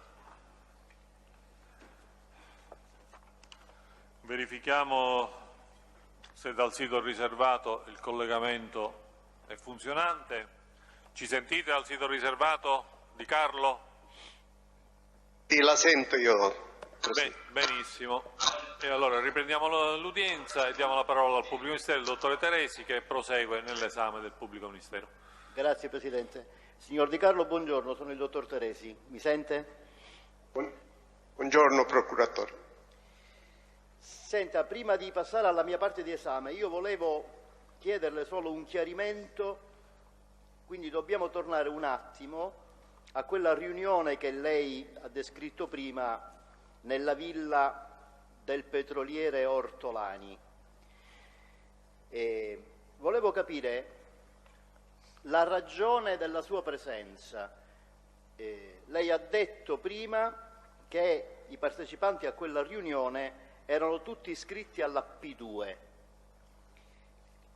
Lei è andato a quella riunione, se ho capito bene, con Ignazio Salvo. Anche Ignazio Salvo era iscritto con Nino Salvo. No, ecco. Scusi, con Nino Salvo. Anche Nino Salvo era iscritto alla P2. Se non era iscritto alla P2 faceva parte della massoneria, ma mi sembra che ancora non era iscritto o era iscritto, perché era intimo col suo amico fraterno che era l'avvocato Guarrasi. Poi le volevo dire, non erano tutti, perché c'era qualcuno forse che non era della P2, come questo Mario, va bene, se ancora non c'era, era accompagnare il suo superiore generale Santovito, c'erano altri autisti là che più o meno erano 4-5 che fuori erano rimasti, ma io siccome non ero né P2 né nemmeno massoneria, io ero solo Cosa Nostra di una certa fiducia, ma non si poteva far accompagnare Nino Salvo di uno che non conosceva Santovito e che non conosceva altro generale che c'era là che avevo conosciuto prima. Hanno cercato questa occasione. Ho capito, quindi la sua presenza si spiega un po' come garante della presenza, perché lei conosceva alcuni dei partecipanti alla riunione, in particolare Santovito e Mario.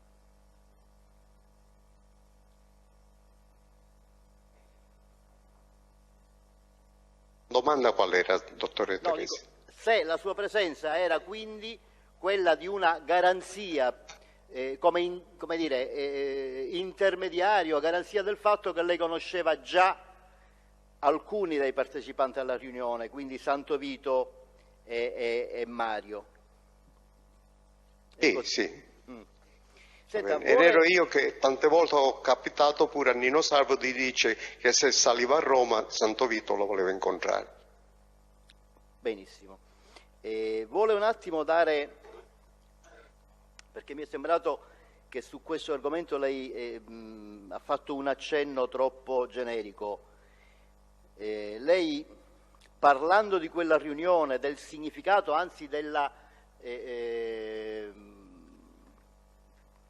argomenti che in quella riunione furono trattati, e in particolare tentare di ripetere l'esperienza del golpe dell'anno 1970, il golpe borghese, lei a un certo punto ha fatto accenno al generale Maletti. Vuole ribadire perché ha fatto questo accenno? Perché era uno che avevo conosciuto quando a Roma avevo conosciuto, e così. Non mi ricordo se l'avevo conosciuto con l'onorevole Miceli, che prima era generale e poi era diventato parlamentare, perché Miceli era della zona di Trapani, era intimo sia con l'avvocato Guarrasi sia con Nino e Ignazio Salvo. Ho capito. E lei ha conosciuto Maletti a Roma assieme a questo. Come ha saputo che Maletti, perché lei ne ha parlato come coinvolgimento in quel tentativo di golpe di Stato, come ha saputo di questo coinvolgimento? Questo dal 70 io ho messo Maletti, perché c'era Maletti e c'erano tanti altri differenti persone ai tempi che ho accompagnato.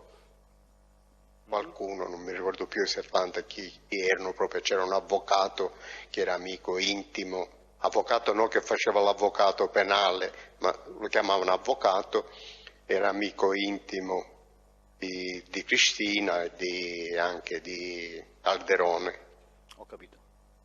E avevo, ai tempi si pensava che volevano fare, non so che cosa avrebbero voluto fare a Palermo, mettere Cosa Nostra a disposizione per fare questo colpo di Stato. Avevo conosciuto Maletti, sì, che non so se era generale ai tempi o colonnello, non so, i gradi non mi ricordo. Avendoli visti in borghese, perché se erano in divisa magari io le conosco i gradi, ho fatto il militare. Un'ultima domanda su questo argomento. Lei ha sentito all'interno di Cosa Nostra, attraverso le sue così numerose conoscenze, se in questa vicenda del tentativo di golpe di Stato del 70 o in quell'altra vicenda di cui ha parlato, del piano ordito nella villa di Ortolani, in qualche modo fosse coinvolto anche Vito Ciancimino?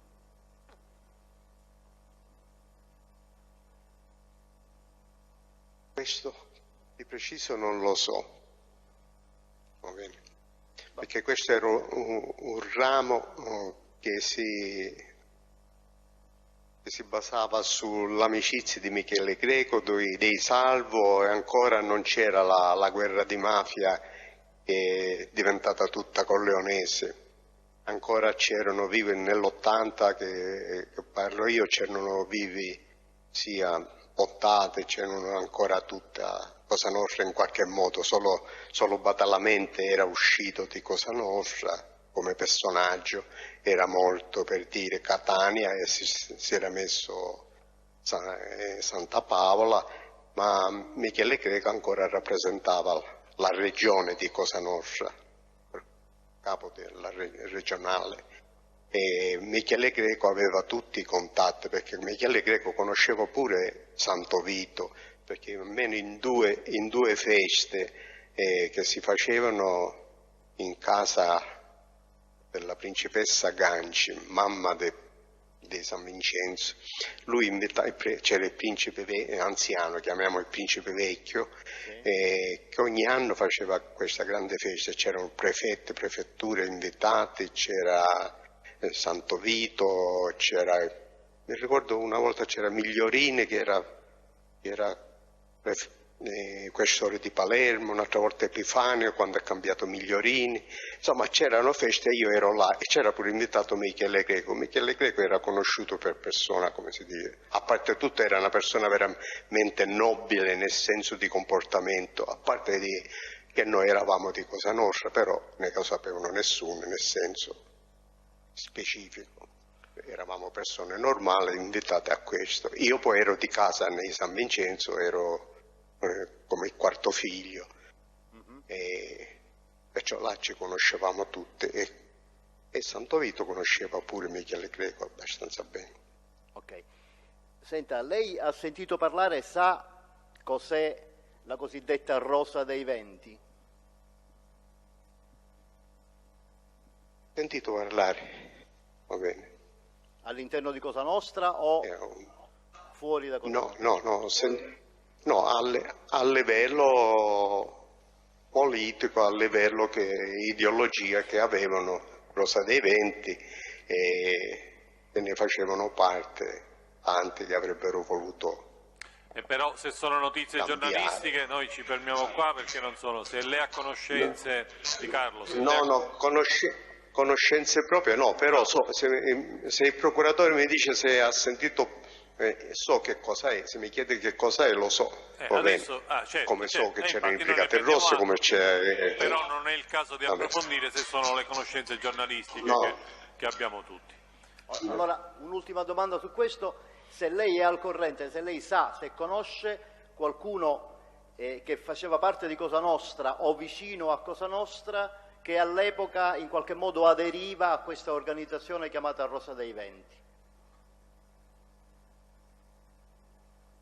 No, perché chi appartiene a Cosa Nostra, se ha le sue amicizie di questo genere, non lo dice, non può farne parte. Se vuole sapere che mi intendo di Cosa Nostra e che io seguivo tutte le regole di Cosa Nostra, anche delle regole che si scrivevano, che si aggiornavano,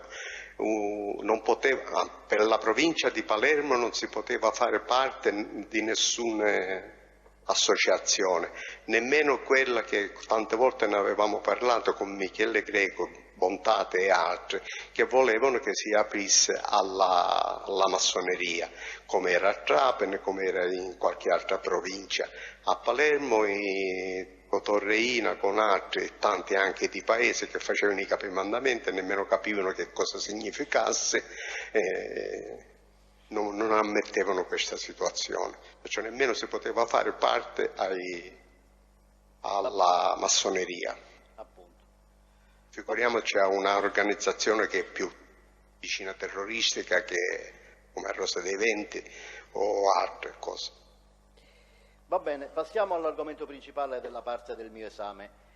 Signor Di Carlo, volevo chiederle se lei ha conosciuto uno degli imputati di questo processo, che è Marcello Dell'Utri.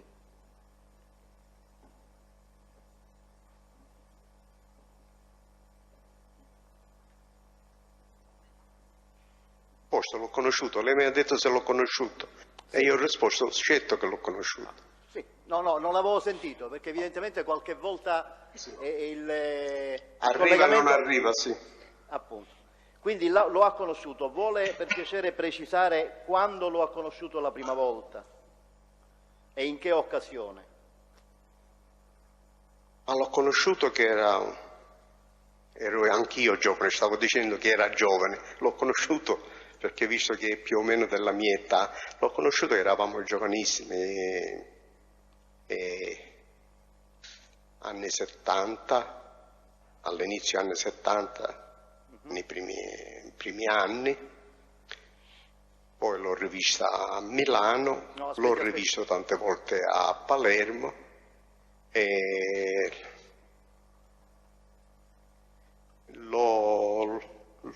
ci siamo visti anche a Londra in occasione che io ero testimone di anello di uno che si sposava a Londra e lui era là assieme a noi. L'ho rivisto di nuovo a Palermo e poi se parliamo l'ho visto in tanti processi perché io sono stato lasci stare, dobbiamo ripercorrere, signor Di Carlo, singolarmente queste occasioni di incontro. Quindi vorrei che lei si soffermasse intanto sulla prima occasione. Lei dice i primi anni 70, il primo incontro. Si ricorda dove è avvenuto e chi c'era, chi glielo ha fatto conoscere? Nei primi anni 70, quando dico io, l'ho conosciuto a Palermo, che era un ragazzo per bene, per carità, o era, va bene, stiamo parlando del passato, era un ragazzo ben vestito, e sembra che è stato Tanino Cinà il primo. Dopo un piccolo periodo, aspetti, per un'occasione che stava andando a Milano, e a quei tempi avevo... Sì. Rimaniamo per piacere al primo incontro, perché ci ha fornito notizie troppo scarne. Quindi ha detto, se ho capito bene, da Nino Cinà, cioè dove? No, allora, non Nino Cinà. Un attimo, Di Carlo, perché innanzitutto è bene precisare, così lo precisiamo una volta per tutte. Ovviamente lei quando parla di Nino Cinà non è il nostro imputato. È così? No, io ho detto Tanino, no Nino, perché conosco a tutte e due, pure il dottore Cinà conosco. Appunto. Va bene. Noi abbiamo ho detto capito. Tanino. Così Tanino forse è arrivato Nino. Quando lei parla di... Sì, è arrivato soltanto Nino, appunto, per questo. Sì. Quindi Tanino Cinà. Lo capisco perché, signor Presidente, lo capisco perché a volte mi arriva pure a me mezza frase. Infatti l'ho fermata per questo, per evitare qualsiasi equivoco nel prosieguo dell'esame. Quindi Tanino Cinà. Riprendiamo allora col pubblico. Tanino Cinà, che in quel periodo nemmeno era Cosa Nostra, era fratello di uno di Cosa Nostra, però tutta la famiglia, suo cognato e tutti erano Cosa Nostra. Tanino Cinà mi ha presentato questo, ma già ne sentivo parlare di Marcello Dell'Utri, non so per quali motivi, di palloni o di altre cose. Poi c'è stata occasione, me l'ha presentato, ma là normale. Ma poi lo rincontro quando è stato a Milano, che io stavo andando a Milano, stavo spiegando. Signor Di Carlo, per piacere, cerchiamo di seguire un attimo un ordine preciso sui dettagli di tutti gli incontri. Dunque, intanto le chiedo, come ha già fatto il Presidente una volta per tutte, lei sa qual è il vero nome di battesimo di Tanino Cinà? Per quale nome sta Tanino? Tanino per me è Gaetano, non lo so se è questo Tanino. Perfetto, va bene così. Quindi, ci faccio un riferimento alla sua attività, se lo sa, così lo chiariamo, che sappiamo che hanno due attività diverse, i due Cinà, e quindi può, se lei ne ha conoscenza, ce lo può chiarire. Ma Tanino Cinà, quando l'ho conosciuto io a Cruilles, non so che attività avesse a livello muratore, va bene, non so se facevano pavimenti, aveva macchine per illustrare pavimenti, come si diceva. Poi ha aperto lavanderie. Benissimo. Ha aperto lavanderie, dopo ha aperto un negozio di sport. Va bene, sportivo. Okay. Si può fermare Di Carlo, perché così abbiamo chiarito e non c'è bisogno, ci ritorniamo più durante l'esame. Questo negozio di sport si ricorda in quale via di Palermo si trovava, o comunque in quale zona di Palermo? Attraverso la via Libertà, che salendo di là noi andavamo a prendere il caffè e Viale, e c'era un bar per Viale, mi sembra che si chiamasse. Scusate, ma tanto che manco da Palermo, perciò non è che mi posso. Va bene, no, ma così va bene. Ricorda per caso se per quella via si chiamasse via Archimede? Via? Archimede. Sì, via Archimede. E allora? Che poi era a 100 metri, 200 metri dalla lavanderia più o meno. Va bene. Quindi in questo primo incontro lei dove si trovava e in che occasione ha conosciuto o ha avuto presentato Marcello Dell'Utri? Il primo non mi ricordo, questo allo sport, il negozio del sport è stato dopo, va bene.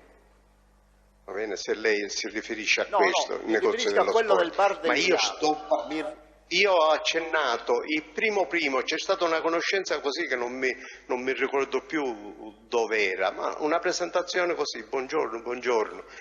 Poi c'è stata quella, sia altre volte che ci siamo incontrati, e c'è stata pure questa dove c'è il negozio dello sport, e siamo andati a prendere il caffè a Bar de Viale, là, come si chiama, Via Libertà, all'angolo, sì. C'era. C'è stata poi altra. Tanino Cinà e Dell'Utri si conoscevano già? Sì, che si conosceva, altrimenti che me lo presentava. Ecco, siccome lei questo non l'ha precisato, lei ha saputo da Tanino Cinà o da altri da quanto tempo si conoscessero i due e perché si conoscevano? Che avevano frequentazione, loro erano amici, va bene. Poi in seguito sapevo che si frequentavano perché avevano interesse nel pallone, ma questo in seguito, perché poi c'era cresciuto un figlio che giocava bene a Tanino Cinà e l'aveva inserito di giocare al pallone. Quindi quando lei dice interesse nel pallone intende parlare di interessi in qualche squadra di sì, avevano una squadra, sì, non mi ricordo più come si chiamano le squadre, il procuratore, mi scusi. Non ha importanza. Quanto è durato questo incontro al Bar del Viale? Il Viale già siamo mi sembra che già era il terzo incontro o il quarto che già conoscevi a Dell'Utri, se parliamo questo del Bar di Viale. Dobbiamo andare con le date, perché mi ricordo il Bar del Viale che io ero latitante, perciò siamo nell'80, ma io conoscevo prima Dell'Utri così, qualche incontro causale in occasione che mi vedevo con Tanino Cinà.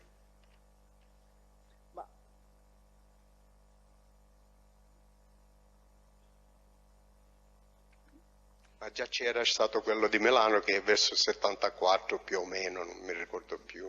Guardi, signor Di Carlo, sull'ordine di questi incontri, perché voglio dire, evidentemente sono passati tanti anni, io devo farle una c'è qualche cena pure, c'è qualche cena pure nella Villa di Bontate. Sì, lo so, ci arriveremo con calma, non anticipi quello che io certamente le chiederò, per piacere. Mi scusi procuratore, ma lei mi ha portato in Bar del Viale e mi sono ricordato che è all'80. Allora le ridico che ci sono altri incontri prima, non è che voglio precedere lei, ci mancherebbe altro. Ecco, e allora, parlando proprio di tutti questi incontri, in una precedente occasione proprio del processo a carico di Marcello Dell'Utri, all'udienza del 16 febbraio del 98... Scusi pubblico ministero, vuole dire di quale verbale si tratta? 16 febbraio 98, l'ho appena detto. Perché se mi dà un attimo di tempo.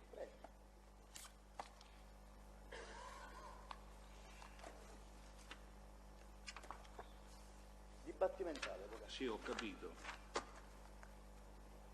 Io le devo dire che non c'è stato depositato a mia memoria alcun verbale dibattimentale che riguarda il processo Dell'Utri. Per quello che può valere... Il che devo dire che ci ha anche stupito, però questa è una situazione di fatto. Quindi questo verbale del 16 febbraio 98 non risulta depositato alle parti? A mia memoria non c'è nessun verbale dibattimentale del processo Dell'Utri. È un'udienza dibattimentale? Sì. Fermo restando che a me sembrava un po' prematura, devo dire, questa contestazione, perché fino ad ora non è che Di Carlo abbia... Quindi no, noi potremmo entrare nei singoli incontri innanzitutto e poi eventualmente se ci sono delle dimenticanze o delle necessità di sollecitare la memoria lo facciamo, ma non mi è sembrato che finora abbia trascurato. No, io posso anche fare a meno, però è chiaro che dobbiamo chiarire questa vicenda del questo verbale, lo potete chiarire voi, io non ho elementi ovviamente per sapere se è stato messo a disposizione delle parti o no. Deve essere il pubblico ministero a comprovare l'avvenuto deposito anche di questo verbale.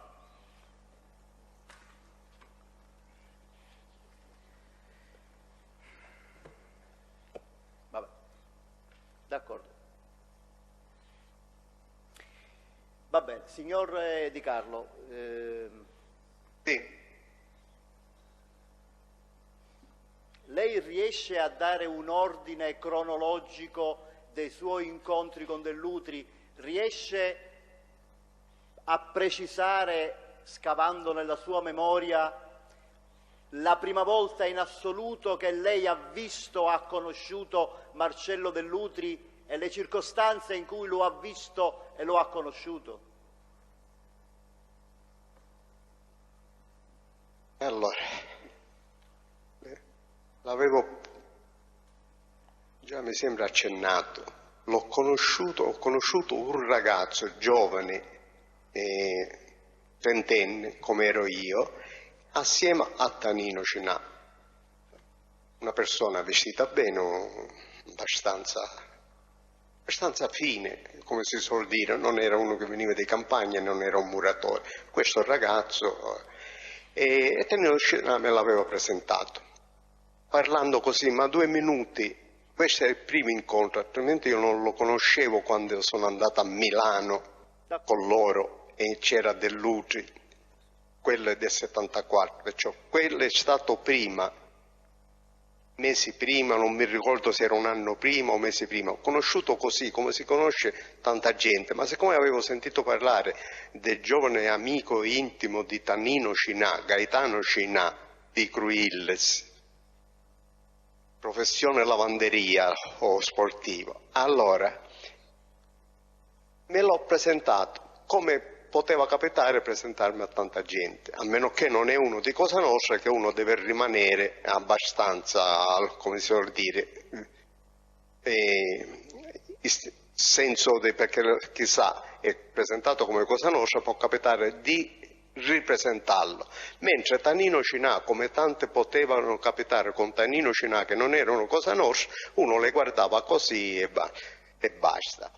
Poi mi ricordo, visto che lei, nel 74, che non mi ricordo se era aprile, maggio, marzo, quello che era, non mi posso ricordare più, dopo 40 anni, a meno che non sarei un computer veramente, e nell'occasione che andavo a Milano, perché a quei tempi io avevo una società per azione di automezzi che giravano l'Italia e andavo io spesso a Milano, Torino, Genova, avevo un ufficio anche, mi è capitato sull'aereo di incontrarmi con Stefano Bontate, Teresi, Mimmo Teresi e Tanino Cinà, che stavano andando a Milano.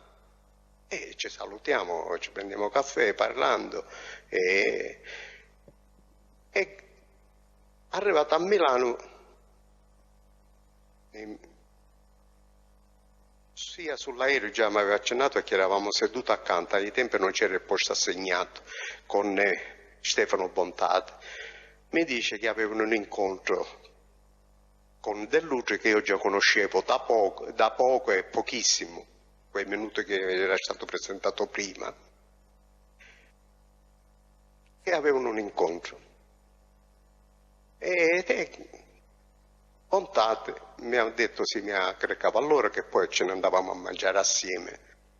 E così mi sono aggregato allora a questo appuntamento. Ma io non conoscevo né Berlusconi, io conoscevo solo Dell'Utri, così.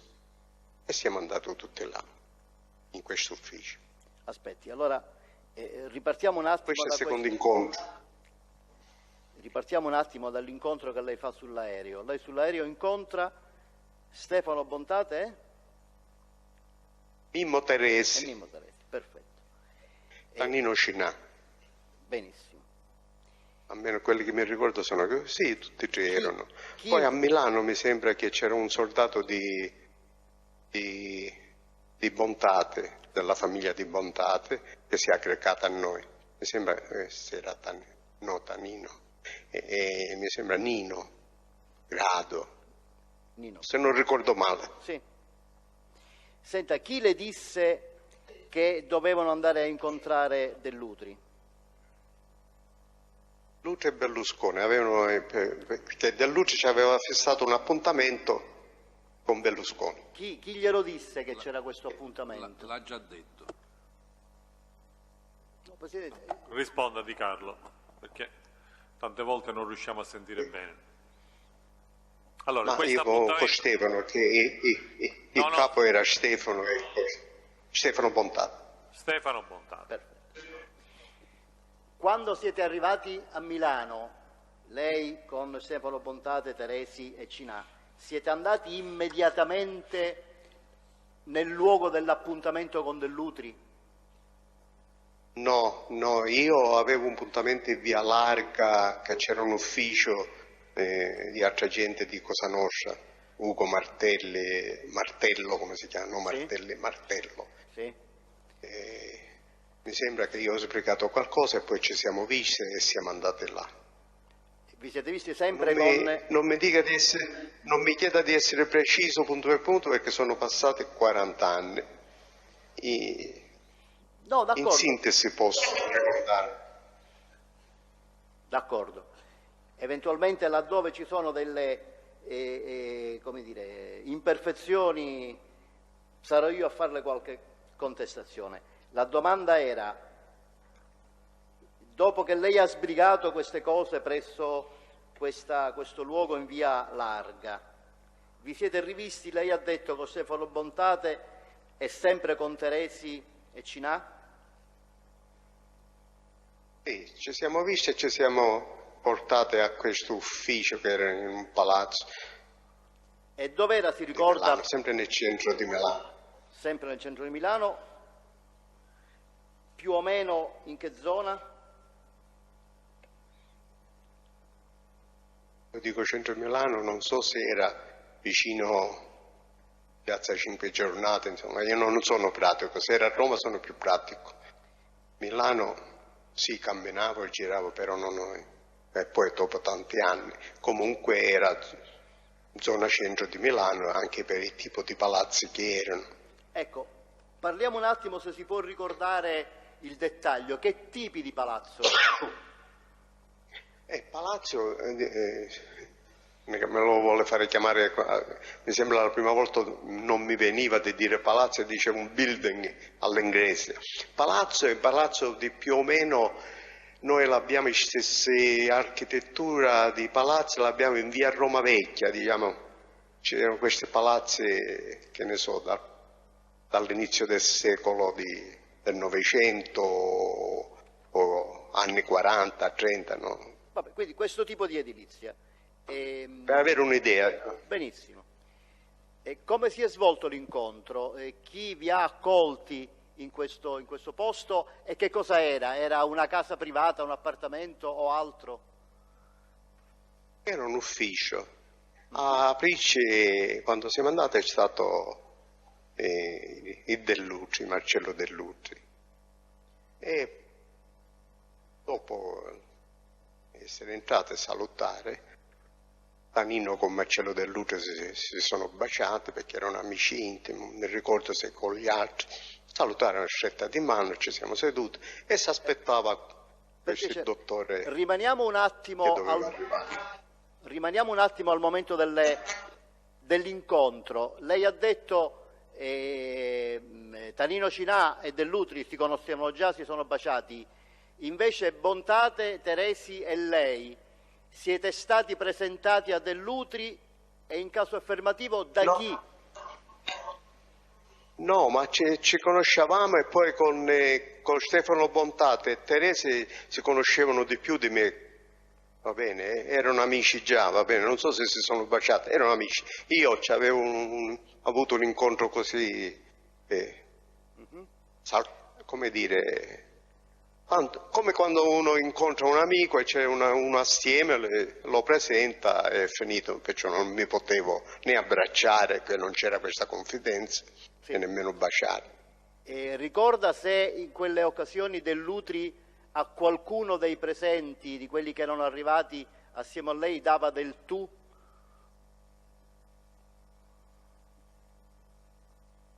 Mi sembra con tutti si dava del tu, sì, specialmente con Teresa e Tanino Cinà. Si davano del tu. Sì. E con Bontate? Con Stefano non mi ricordo, non sono preciso. Con me no, di lei ci siamo. Va bene. E poi, vabbè, dopo i convenevoli, dopo gli saluti, dove siete? Vi siete? Eravamo là e poi è spuntato questo costruttore, il dottore Berlusconi lo chiamavano ai tempi. Sì. È stato presentato a tutti voi? È stato presentato? Sì, una scelta di mano, ma era una persona che, come sono tutti industriali milanesi, vanno sempre di corsa, però è stato gentilissimo, scelta di mano, parlava sempre lui, e ha dato lezioni di costruzione, visto che c'era con noi Mimmo Teresi che faceva 2 o 3 palazzi a Palermo. E si è parlato un po' di questo, poi hanno parlato che aveva... Signor Di Carlo, un attimo, per piacere. Anche per questo secondo incontro volevo chiederle se lei ha potuto constatare che se Berlusconi conoscesse già qualcuno dei presenti, oltre a Dell'Utri ovviamente. A Tanino conosceva, Tanino Scinà. A Tanino Scinà, benissimo. Di quello che ho capito. Le presentazioni chi le ha fatte tra Berlusconi e voi? Dell'Utri. Ho capito. Senta, quando io questo probabilmente è sfuggito a me per i problemi di audio, quando lei ha detto prima che le era stato comunicato che dovevano andare a Milano a incontrare Dell'Utri, le era già stato detto che dovevano incontrare anche Berlusconi? Sì. Sempre l'incontro era per Berlusconi, perché Dell'Utri potevano incontrare pure a Palermo. Quindi l'incontro era prestabilito per Berlusconi? Sì. Ho capito. Ascolti, ricorda se l'occasione era particolarmente formale, cioè l'abbigliamento delle persone presenti era un abbigliamento formale, tutti in giacca e cravatta o no? Mi conosce che io ho camminato sempre giacca e cravatta elegante, ma in quella cerimonia eravamo tutti incravattati, come si suol dire, specialmente Stefano, Tanino e gli altri. E si scherzava, c'era mi sembra Tanino che ci faceva Stefano, mica il vestito che ti sei messo, perché si davano del tu Tanino con Stefano. Cioè, eravamo tutti eleganti per incontrare questa personalità, ma io ero elegante da me stesso perché andavo girando uffici per il fattore di trasporto, va bene, e è spuntato questo dottore, questo grande impresario, e arriva uno con un maglioncino a girocollo, non so, in pantalone, girocollo, che eravamo in primavera o non mi ricordo preciso, comunque una persona normale. Senta, l'argomento che si affrontò, lei ha già detto, era quello delle costruzioni. Mimmo Teresi aveva dei palazzi in costruzione dove? A Milano o a Palermo? A Palermo. A Palermo. Ma questo si è affrontato, si è entrato in discussione di costruzione perché saputo che stava costruendo Milano 2, non mi ricordo, comunque costruiva Berlusconi e non lo so il discorso si è entrato perché non viene a costruire a Palermo, che c'era in quel periodo, si diceva che dovevano rinnovare tutti i palazzi vecchi o case vecchie di Palermo, avevano pensato di rimodernare Palermo di tutte le ricostruzioni. Quindi... E allora l'aveva invitato Stefano, dice perché non viene a fare, e là si è uscito il discorso, dice c'ho problemi a Milano, figuratevi se vengo a Palermo, ma Stefano, essendo chi era Stefano, le dice lei può venire tranquillo a Palermo, può fare tutto quello che vuole, le garantisco io, così, ho capito. E si parlava. Quindi infatti, lei ha detto... dice Teresa, costruisce, ecco perché è nato il discorso che Sì. Teresi costruiva. Lei ha detto prima che questo discorso delle costruzioni è venuto in seconda battuta. Allora vuole riferire qual è stato il primo argomento e quindi la ragione reale di questo incontro tra queste persone venute da Palermo e Berlusconi? Il problema era perché Berlusconi aveva avuto segnale che, come era in quel periodo a Milano, che aveva paura se ci sequestrassero o aveva avuto minacce se ci sequestrassero i figli o lui stesso o qualcosa, e voleva una garanzia e cose. E si vede che Marcello Dell'Utri ne aveva parlato a Tanino, perché Marcello Dell'Utri, non essendo ancora addentrato in Cosa Nostra o cose, pensava che Tanino fosse visto sempre che lo vedeva con i Teresi, lo vedeva con altri che avevano un nome come mafiosa, ai tempi ancora non si sapeva che esisteva Cosa Nostra, e pensava che era Tanino tutto, e ne parla con Tanino. Tanino ne parla con Stefano, si organizza per vedere a chi ci potevano mettere vicino a Berlusconi per avere tranquillità e non farci fare estorsione oppure sequestri o meno.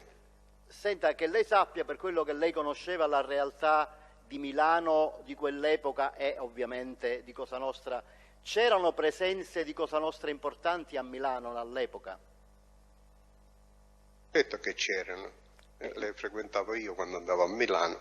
Vuole... La famiglia di Bolognetta quasi si era trasferita a Milano con Pippo Buono che rappresentava la famiglia di Bolognetta, sì. E c'aveva fratelli fidanzati aggregate dalla sua famiglia, c'era Ugo Martello che era da tanto tempo latitante con i fratelli che erano tutti Cosa Nostra, e ce n'erano altri, va bene, pure che appartenevano a altre famiglie.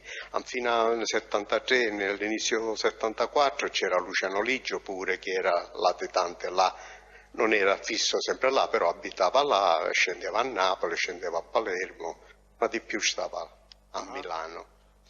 E questi personaggi di Cosa Nostra a Milano, che tipo di attività criminale svolgevano in quella città?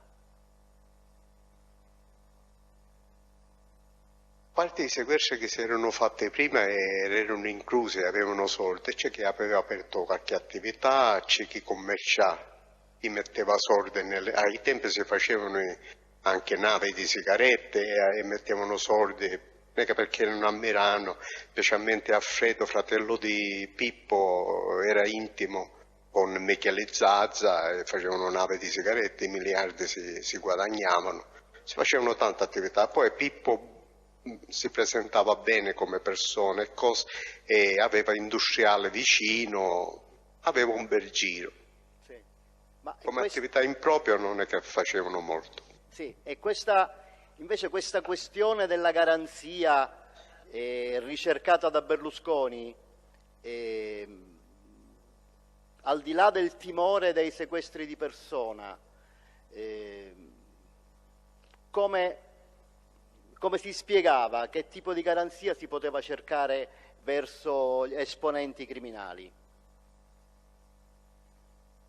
Garanzia mandandoci qualcuno di Cosa Nostra, va bene, mandandoci qualcuno di Cosa Nostra, basta che rappresentava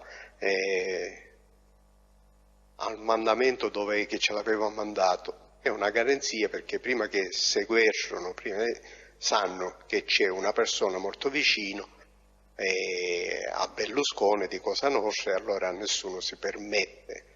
Ma poi in Cosa Nostra, quando si sa che si ci manda uno di Cosa Nostra di tale mandamento, anche che ci sono altre famiglie che risiedono a Milano, nessuno si permette oppure ne parla prima. Questa era la garanzia. Infatti quando ha avuto la garanzia Berlusconi si è tranquillizzato e mi ricordo dopo tutti questi discorsi che ci sono stati, dicendo lei può stare tranquillo. Prego. Fermiamoci un attimo, poi ci arriviamo a questo. Volevo capire ancora, lei ha avuto percezione o ha avuto modo poi di parlarne con Bontate, con Teresi, con Cinà o con qualche altro, di segnali di pericoli concreti che Berlusconi aveva percepito e per i quali aveva chiesto questa garanzia a Dell'Utri e attraverso Dell'Utri a Cinà e a Bontate? Non mi ricordo più se c'era una percezione o meno, ma comunque in quel periodo, ve lo dico, erano successe tante di queste guerre che tanti industriali erano preoccupati e chi aveva l'occasione di avere una persona a chi rivolgersi, e si vede che Berlusconi capiva su Tanino Cinà, che Tanino Cinà che lo vedeva tutti pensavano che era un mafioso, chiamiamolo mafioso, cosa nostra, ma non era, e si vede che si è rivolto a Dell'Utri, e Dell'Utri ha cercato di farci questo contatto, perché quando siamo là era preoccupato Berlusconi. Ecco, torniamo alla riunione. Torniamo al cuore della riunione e a quello, se lei lo ricorda, a quello che disse, che fece presente Berlusconi per chiedere questa garanzia. I discorsi che non mi posso ricordare parola per parola, mi scusi signor procuratore, certo. Però il discorso è finito, lei stia tranquillo, qualsiasi cosa ci manda a chiamare con Dell'Utri, lei c'ha Marcello Dell'Utri vicino, va bene, e qualsiasi cosa ci faccia sapere lei stia tranquillo, le mandiamo una persona che, visto che aveva di bisogno uno nella villa, in questa proprietà che aveva, ci mandiamo questa persona, una persona, e lei può stare tranquillo, però qualsiasi cosa si rivolge a Dell'Utri. Bene. Insomma, non è che è durato un'oretta quello che era più o meno, e poi ce ne siamo andati, non è che potevamo stare sempre a discutere le stesse cose. Senta. Uscendo di là... Sì, continui. Uscendo di là, sì. Si parlava, poi ce ne siamo andati a mangiare e si parlava a chi mandarci o meno. Tanino Cinà, che con me era molto intimo pure, mi fa, vedi se puoi convincere che ci mandiamo a Mangano, perché Mangano non è che era così ben visto di Dell'Utri, di Bontate, pur appartenendo al suo mandamento provvisorio, ai tempi era un mandamento provvisorio, una famiglia che apparteneva a Mangano e provvisoriamente era aggregata da Bontate, ma non era simpatico, a livello Cosa Nostra non è che era tanto, era un soldato un po' così, un po' leggero si suol dire, o come serietà o come tante cose. E allora ci metto la buona parola io, tanto ci ho detto il tuo mandamento, perché apparteneva alla famiglia di Pippo Calò, ma Pippo Calò come famiglia apparteneva da Bontate finché non si è fatto il mandamento. Okay. E così è uscito il nome di Mangano, Vittorio Mangano, di mandarci. E che ruolo doveva avere Mangano lì da Berlusconi? Mentre no di pulire le stalle, perché si dice sempre lo stalliere, a meno che lo stalliere non è come i maggiori colonnello che c'ha la regina Elisabetta. Lo stalliere la significa essere addetto militare. Lui era un militare perché era un soldato addetto alla sicurezza di tutto quello che si svolgeva nella famiglia di Berlusconi. Ho capito. Senta, torniamo un attimo indietro solo per completare il quadro. Lei poco fa, tra le persone presenti, quantomeno nella prima parte del vostro incontro lì a Milano, ha parlato di Nino Grado. Vuole precisare chi è Nino Grado? Era un valido soldato di Bontate, della famiglia Bontate, che vivevano a Milano, erano due fratelli, anche Tanino mi sembra era a Milano. Sì. quando diciamo uno di noi che vive a Milano, ma è sempre appartenente a Palermo, va bene, sempre la famiglia di Palermo, qualsiasi cosa sa. E, dico, quando si è incontrato lì con voi, aveva un ruolo in questo gruppo di persone che doveva andare a incontrare Dell'Utri? Conosceva con Dell'Utri, ma mi sembra che era quello che sapeva di più le strade per andare all'indirizzo, mi sembra così. Ho capito, quindi quello che materialmente vi ha accompagnato là? Sì. Va bene. Poi parliamo del ruolo degli altri brevemente. Io volevo capire anche, lei a Milano che interessi aveva? Prima avevo avuto mezzi che giravano tutta l'Italia e si imbarcavano a volte a Palermo, articolati, si imbarcavano a Palermo e arrivavano a Genova. A Genova c'avevo autista fissi là che avevano un ufficio e la portavano a scaricare, dipende dove era l'indirizzo, le ricaricavano a Milano, a Brescia, dipende, e le portavano a Genova e con le navi arrivavano a Palermo. Le ditte... A volte o società e cose ci andavo per quando fatture e cose mi pagavano, avevo questo ruolo che girava, ma nello stesso tempo andavo a incontrare gente di Cosa Nostra che uno andava a mangiare al ristorante con loro. Ho mangiato anche con Luciano Leggi al ristorante. E in quegli uffici di Via Larga, dove lei ha detto che doveva sbrigare qualcosa, si ricorda se ha incontrato persone di Cosa Nostra e chi ha incontrato?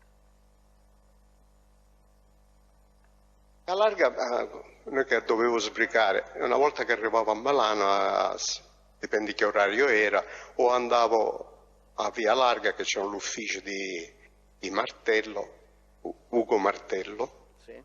Lo chiamavano pure Tanino, si faceva chiamare, non so, che era latitante, lo chiamavano Tanino, Ugo Martello, oppure andavo c'era un altro che frequentava a Gallo d'Oro, che era un ristorante dove faceva di ufficio, andava a sedersi sempre Pippo Bono con i suoi, c'erano tanti ritrovi che sapevo.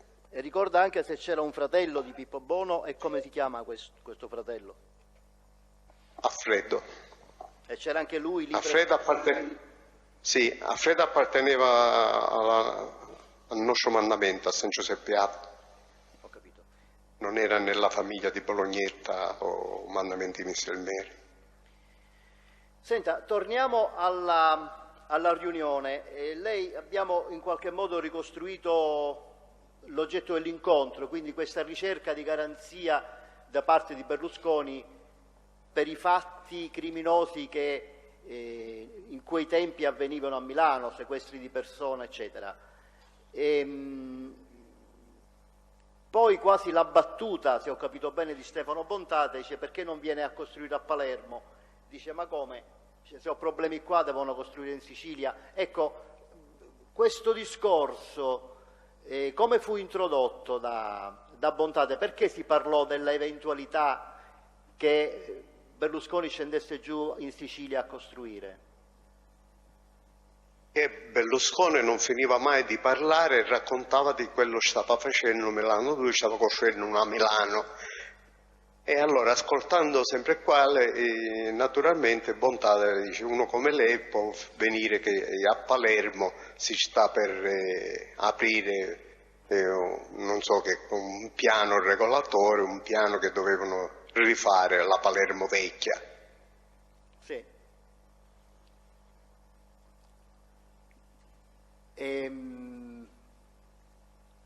Torniamo un attimo alle garanzie ricercate, anzi alle ragioni delle garanzie ricercate da Berlusconi. Lei ha parlato di sequestri di persona. Berlusconi vi disse, vi illustrò, vi rese palese per che cosa era impaurito, che cosa temeva effettivamente. Temeva perché aveva avuto sentore che vorrebbero o sequestrare lui o i figli Lui aveva bambini? Non mi ricordo se sì. E allora Bontate l'ha tranquillizzato in quel modo, dicendocele lei stia tranquillo, noi ci mettiamo qualcuno vicino, ma lei qualsiasi cosa ci faccia sapere tramite Marcello Dell'Utri, perché Marcello Dell'Utri era sempre là, non so se ci facesse segretario o comunque lavorava con lui. Ma mi spiega un attimo questa cosa alla luce delle regole di Cosa Nostra? Mi spiega questa cosa di Bontate, cioè Bontate viene indicato da qualcuno come la persona che poteva effettivamente garantire la sicurezza di Berlusconi? A parte tutto Milano, da Roma in su è libero, ognuno che ha un'amicizia può garantire come Cosa Nostra, va bene, non siamo a Palermo, ognuno ha il suo territorio. Certo. Bontate, poi sappiamo chi era Bontate, stiamo parlando all'inizio degli anni 70 o a metà anni 70, quello che è. Bontate aveva un nome, una garanzia, come si suol dire, perché veniva dal padre, veniva dai nonni e tutto. Chi sentiva in Cosa Nostra o dovunque, non solo Cosa Nostra, famiglia Bontate, si tremava. E Bontate poteva dare garanzia di qualsiasi cosa, perché era anche a quei tempi si era fatta, mi sembra da poco, o si doveva fare, ancora era triumvirato, ma mi sembra si era fatta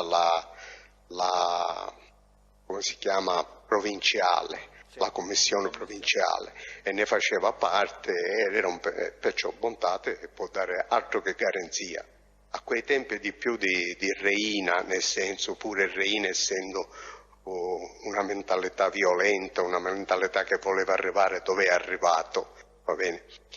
Certo, no, quello che mi chiedevo io è se lei ricorda bene l'atteggiamento di Bontate in quella riunione, cioè lui fu così apertamente e immediatamente disponibile a dire che effettivamente lui era in grado, aveva il potere di garantire Berlusconi? Procuratore, adesso è tutto cambiato, ma quando uno di Cosa Nostra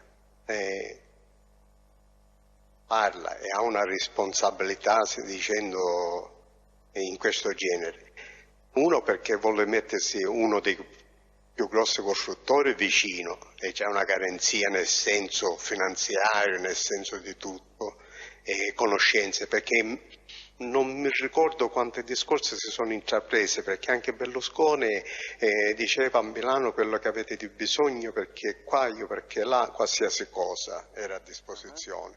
E allora uno di Cosa Nostra, quando c'ha fuori di Cosa Nostra un'amicizia, cerca di accaparrarsela. Certo. Pure a volte se capita la mette a disposizione della rimanenza di altre famiglie, se è il caso, però se la accaparra per lui. Ecco perché Bontate era felice di incaparrarsi questo grosso industriale di Milano, e c'era l'occasione.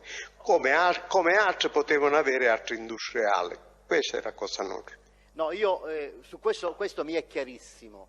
Volevo solo chiederle se lei ricorda che se Bontate fu così esplicito nel dimostrare a Berlusconi che lui era realmente, immediatamente, aveva il potere di garantirlo. Disse sì, stia tranquillo, io la posso garantire. Questo è il tenore della conversazione che io vorrei capire. Se lui si mostrò apertamente... Se era normale con chiunque sia a dimostrarsi, con Berlusconi si è dimostrato più grosso di lui, perché è questa Cosa Nostra, perché specialmente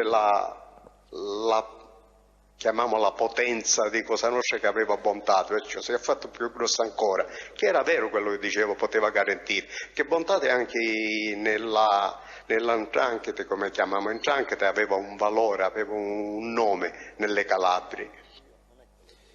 Presidente, perdoni, sono la voluto Prego, dire su questo Peri. tema, spero che il pubblico ministero abbia terminato, perché la domanda mi sembra veramente generica, pare che si chieda...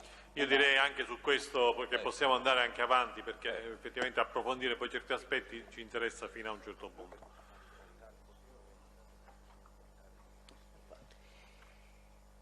Senta, signor Di Carlo, lei ricorda se in quella circostanza qualcuno dei presenti aveva espressamente indicato Stefano Bontate come la persona specifica che poteva assicurare quella garanzia? Per questo era salito Stefano Bontate, altrimenti potevano parlare con Tanino e riferiva, certo. Mentre l'ha fatto incontrare De Luci parlando perché poi si chiarisce che aveva detto faceva salire la persona più responsabile ed era Stefano Bontate. Quindi Berlusconi sapeva che era Stefano Bontate la persona?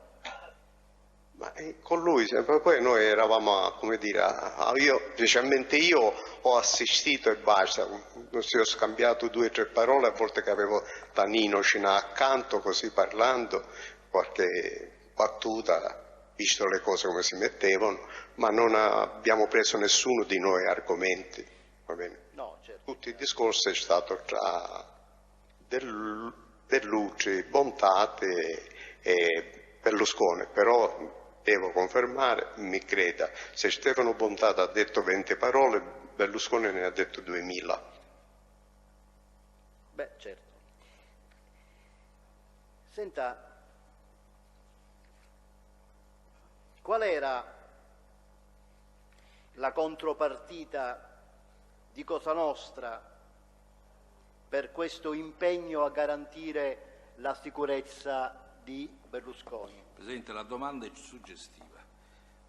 E allora, sì, riformuliamo, nel senso, fu chiesto, per la verità era già risposto, perché lui ha detto qual era lo scopo, in sostanza, o qual era l'interesse di... Presidente, serve a entrare, come dire, nell'argomento immediatamente allora dobbiamo chiedere innanzitutto se c'è stata una contropartita. Ecco. Se c'è stata una contropartita offerta a Cosa Nostra o che Cosa Nostra si aspettava. Che se diciamo qual era già lo diamo per scontato, è un po' implicito in quello che ha detto, ma allora fu manifestata l'intenzione di ottenere una contropartita in quella riunione? Si parlò Sembra di che prima ho detto che chiunque sia di Cosa Nostra, un capo di Cosa Nostra, ha l'opportunità di avere una personalità, va bene?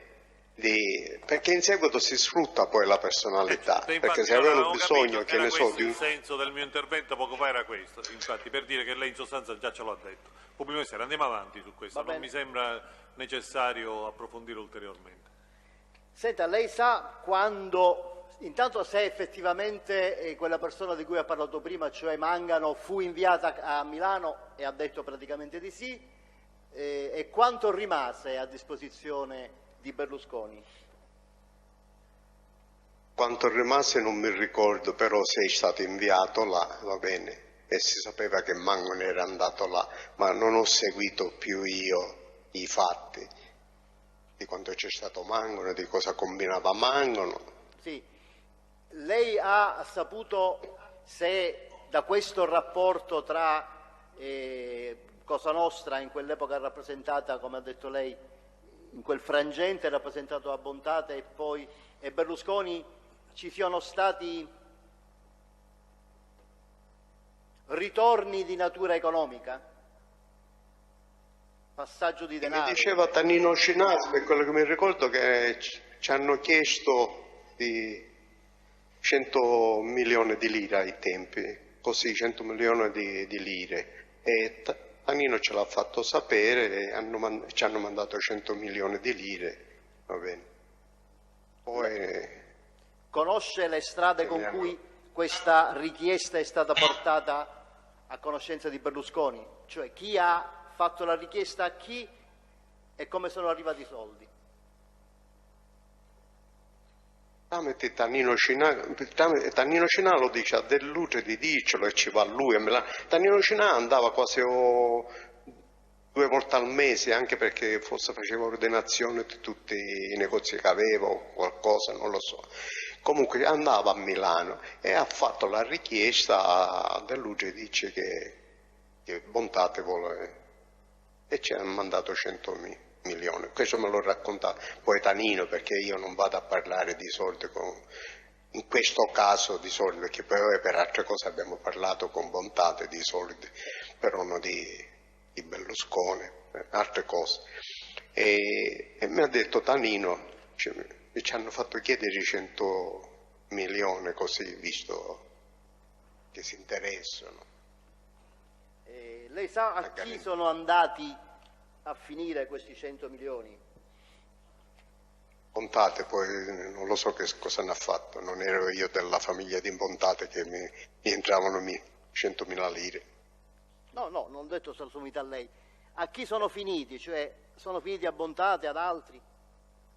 A Bontate, poi se Bontate l'ha distribuito in famiglia, poi se erano fatti di loro come erano combinati, se distribuiva, se si teneva o meno. Ho capito. Sa qual è stata la ragione, se c'era una ragione specifica, precisa per la richiesta di questi 100 milioni?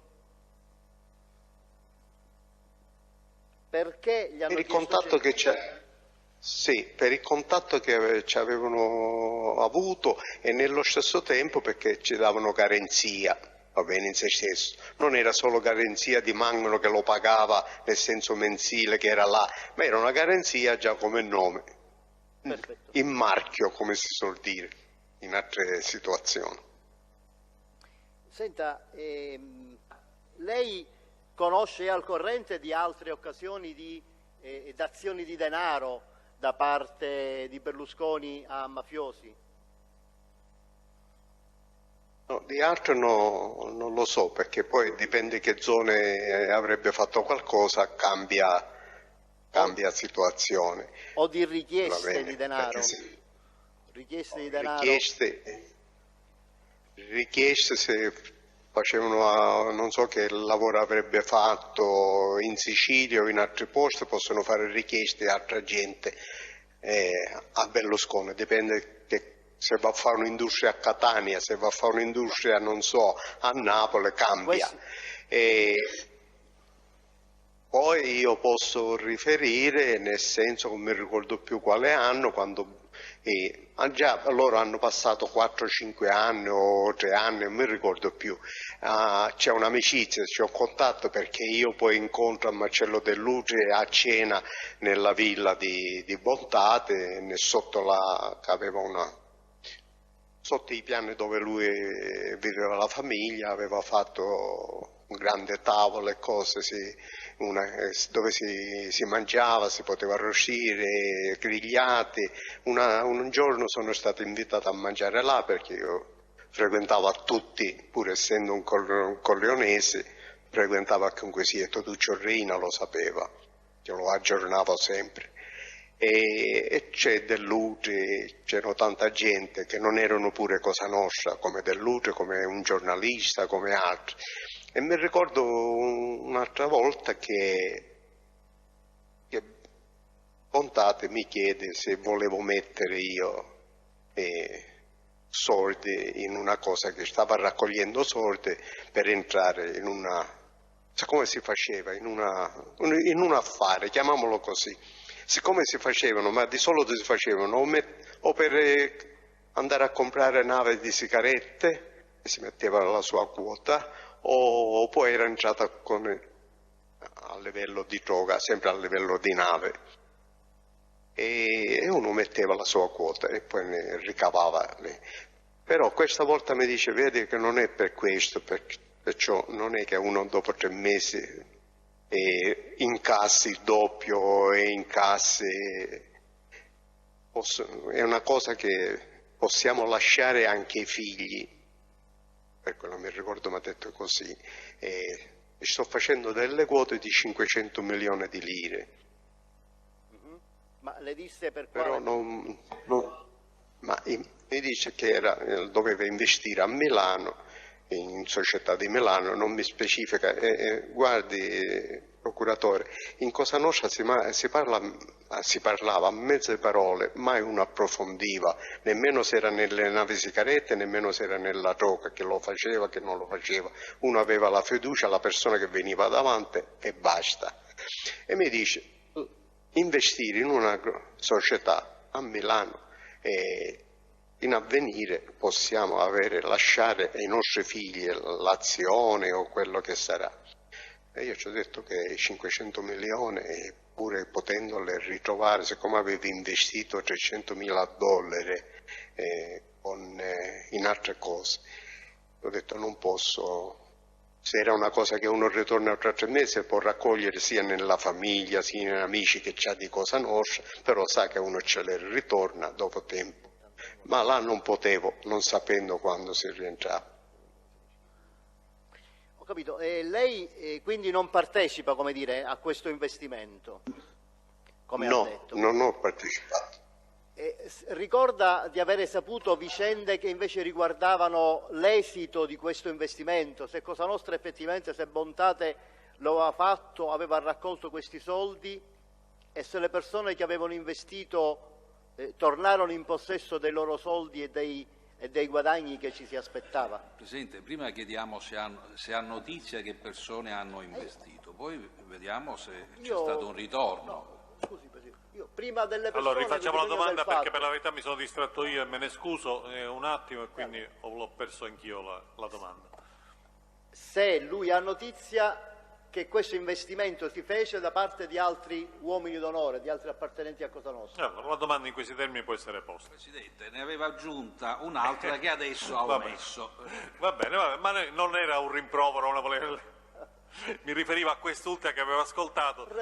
Per mia mancanza mi era sfuggita quella precedente. E allora Di Carlo risponda.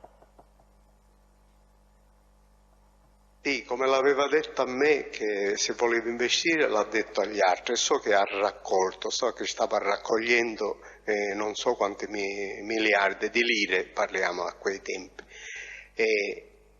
Poi io non ne so più niente, ma quando io lo so, quando muore Stefano Bontate, un giorno mi rintraccia il suo, non so se era consigliere, Petrino Loiacono, una volta era sottocapo, una volta era consigliere, perciò non so in quel periodo cosa era. Mi rintraccia perché c'era gente in tutto il suo mandamento e in altre che cercava i soldi dove aveva investito in Bontate. E mi aveva chiesto se io sapessi, visto che lui era corrente che io dovevo investire, mentre ci ho detto io non ho investito e non lo so. Mi ha detto che dovevo investire a Milano, ma io non ti so dire nulla, io non ho investito perciò non ho niente di chiedere. No, perché c'è la moglie di Terese che era scomparso, Mimmo Terese, c'è altra gente che mi viene a cercare i soldi perché io era sottocapo, era della famiglia, e io non so dove questi soldi. Ma questa situazione so che passa poi a Pullarà. Ignazio o Giovanni, non mi ricordo più, comunque stavano vedendo questa situazione, cioè avevano investito. Chi e quanto preciso non lo so, però Stefano mi parlava di 10 miliardi in poi. Quindi era un investimento... Erano 20, se non 10. Lei sa se poi questi soldi furono trovati, rientrarono nelle tasche di coloro che avevano investito? Ma mi ricordo che, non so, dei due Pullarà, mi diceva che faceva come un pazzo perché aveva convinto il padre di Brancaccio, il padre, come si chiamava, di Brancaccio, a vendere un pezzo di terreno, giardino, e i soldi ce l'aveva fatto investire con Stefano Bontate. E uno di questi di Pullarà si era impegnato a farcele ricavare, perché dice se ricavano questi soldi ci faccio vedere io a Milano cosa succede. Poi so che si sono interessati. Non riesce a fare uno sforzo di memoria per ricordare il nome di questa famiglia di Brancaccio? Di Graviano. I Graviano. Ok. Graviano. Sì, sì. Io i figli le conosco da ragazzini, il padre conoscevo, era amico col padre. Come si chiamava di nome? Padre, mi sembra si chiamasse Michele, che l'ho fatto curare perché aveva avuto un incidente di percorso e c'era un piede, ci avevano tolto e l'avevo fatto curare del mio consigliere ortopedico, professore Vassallo. Va bene, e su questo investimento...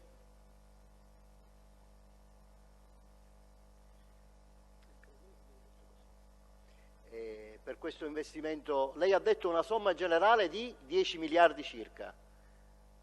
Non mi ricordo più di 10 miliardi, Okay. per quello che mi ricordo che Stefano Pontato doveva raccogliere. Ok, lei conosce la quota di partecipazione dei Graviano, di Michele Graviano? Mi sembra che faceva solo quote da 500.000. Ma fu Pullarà... Pontate per quello che parlava. Se ci ha messo 500 milioni, no. Non lo so, 500 milioni, non 500.000 lire. Certo. Fu proprio Pullarà, e quale dei due Pullarà a parlarle di questo interessamento dei Graviano? Principalmente mi ricordo che era Giovanni, perché Giovanni con Michele Graviano stravedeva, ed era stato lui a farlo diventare Cosa Nostra a Michele Graviano, pur essendo più vecchio di Pullarà. Va bene. Senta, prima di passare ad altri incontri, lei ricorda di vicende che riguardano le antenne televisive su Palermo? No, non mi ricordo, sì. In questo minuto non mi ricordo. Se ne ho parlato ai tempi, non lo so. Un problema di antenne.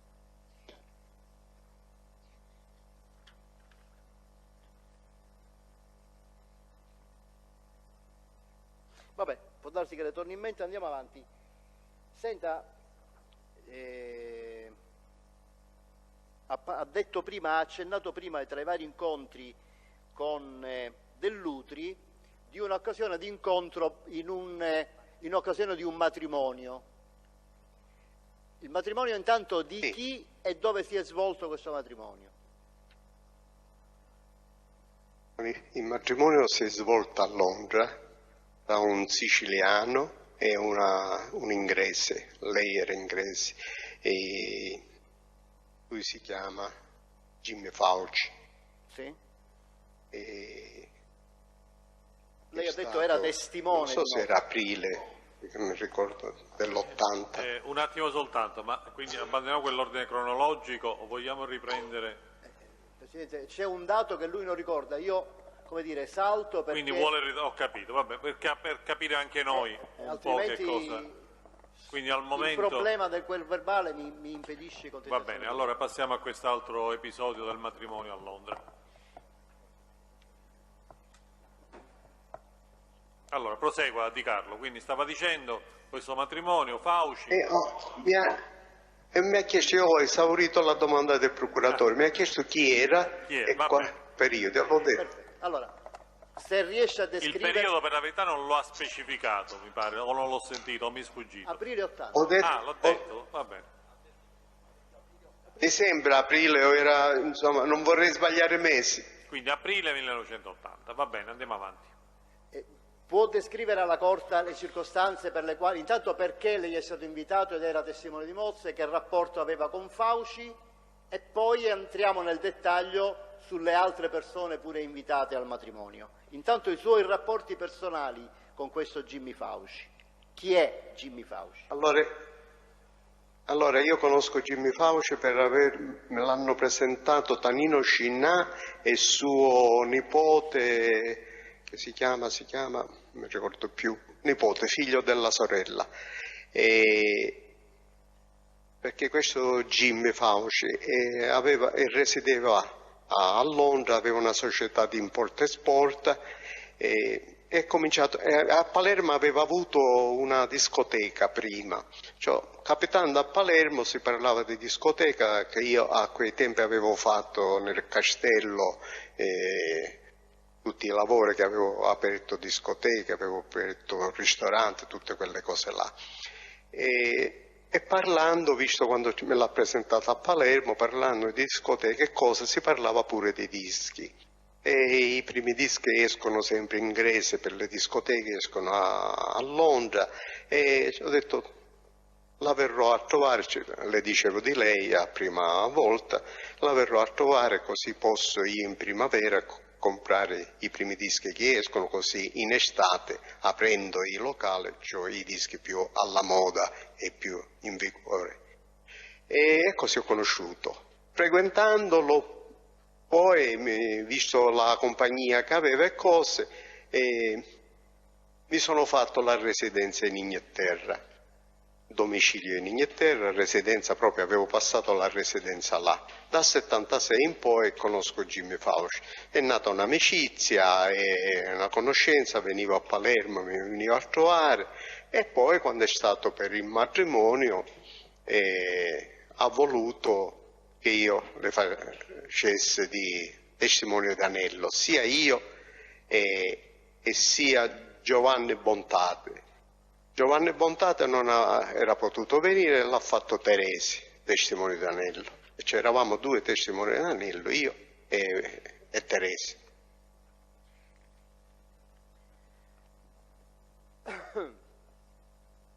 Lei è andato a Londra, cioè si trovava già a Londra o ci è andato dall'Italia?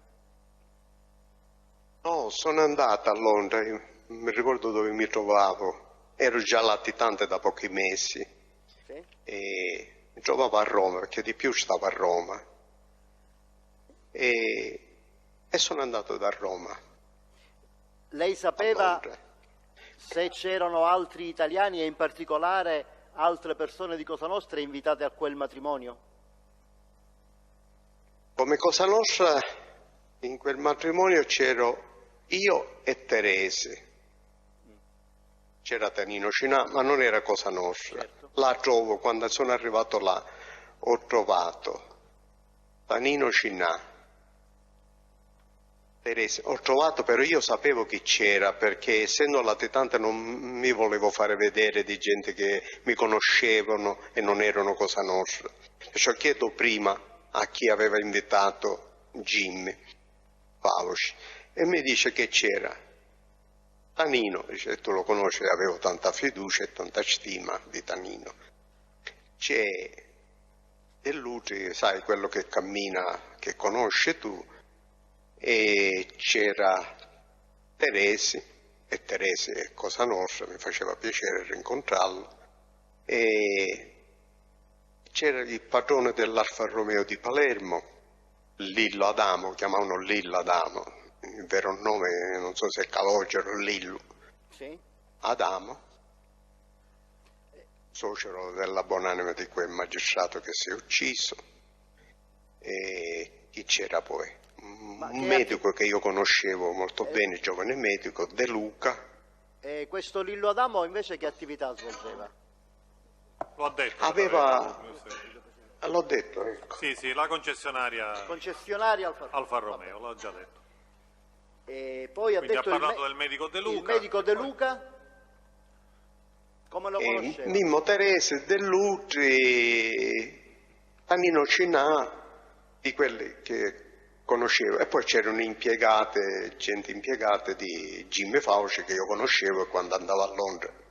Ma siccome a Londra ci andavo tanto pure da latitante, perciò non è che avevo problemi di quelli. Se avevo problemi, chissà, c'erano gente di Palermo che mi conoscevano, che salivano per il matrimonio, mentre non c'erano gente che io conoscessi.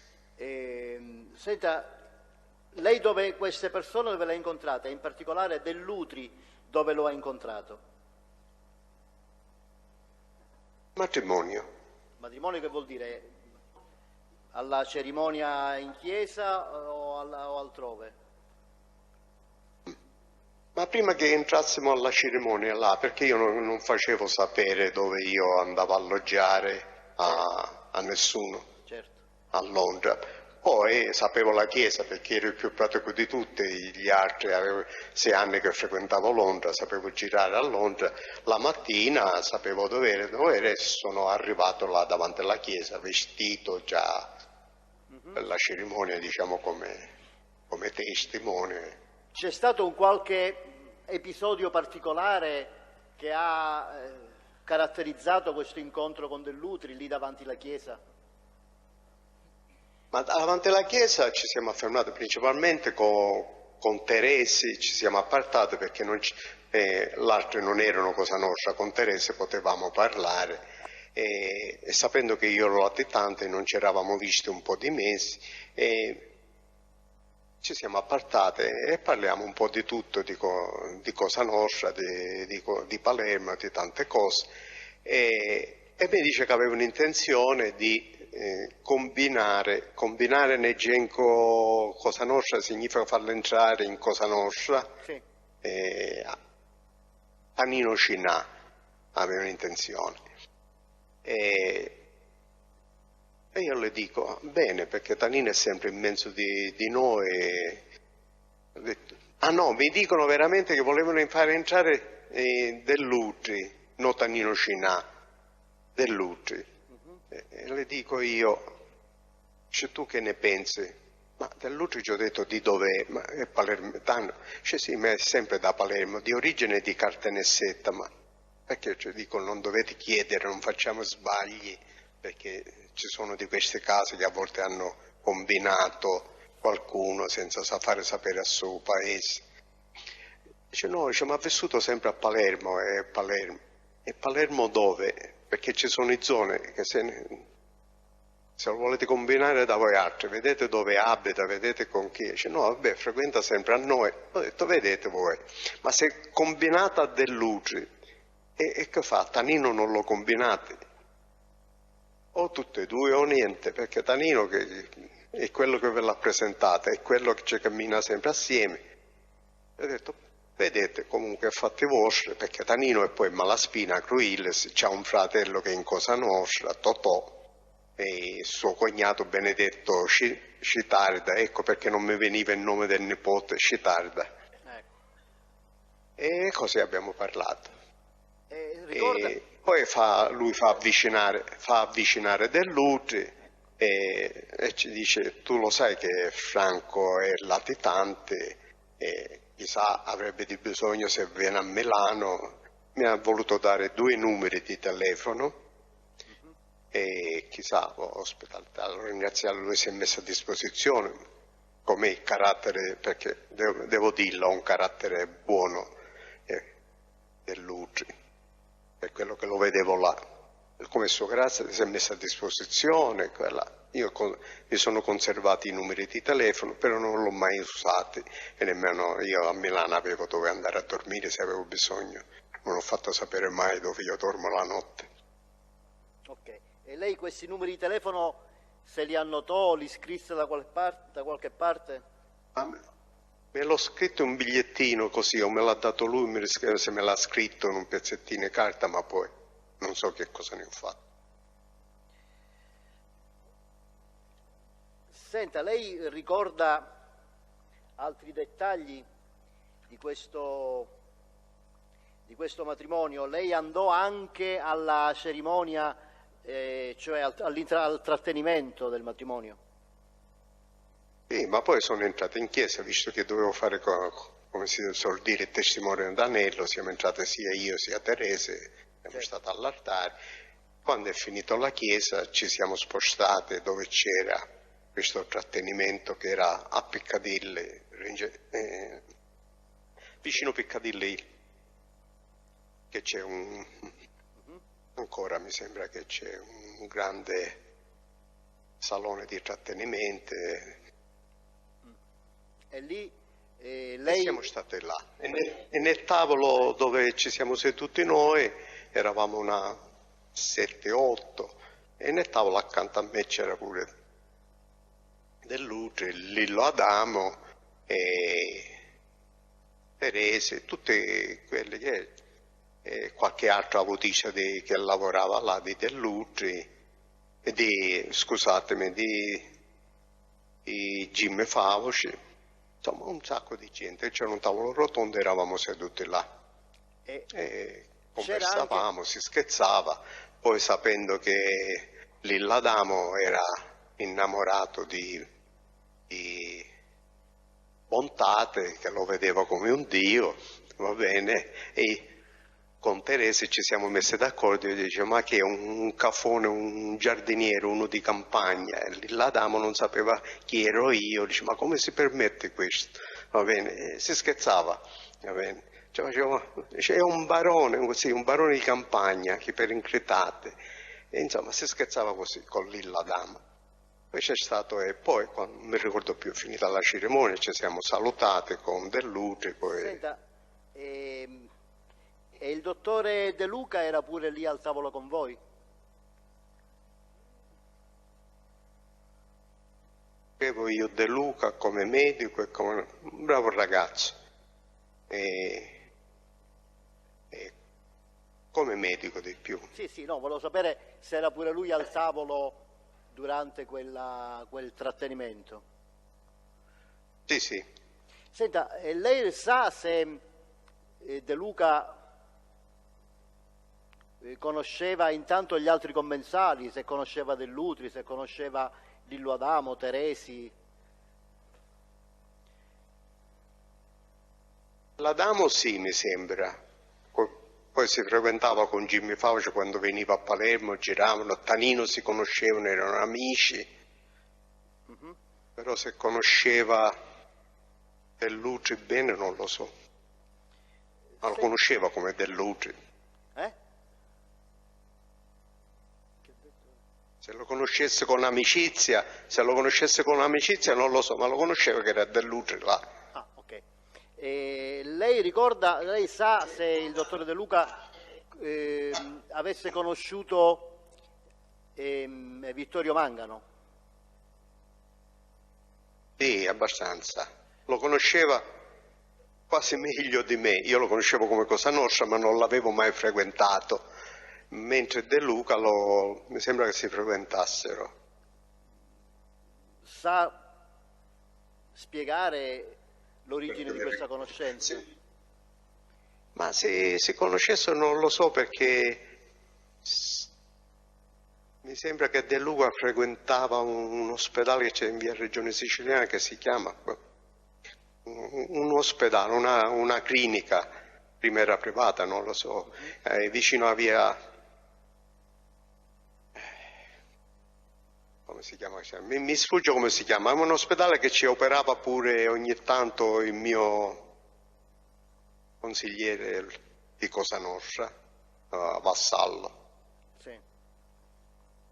Lei sa se De Luca lavorasse in qualche ospedale pubblico oltre che in quella clinica?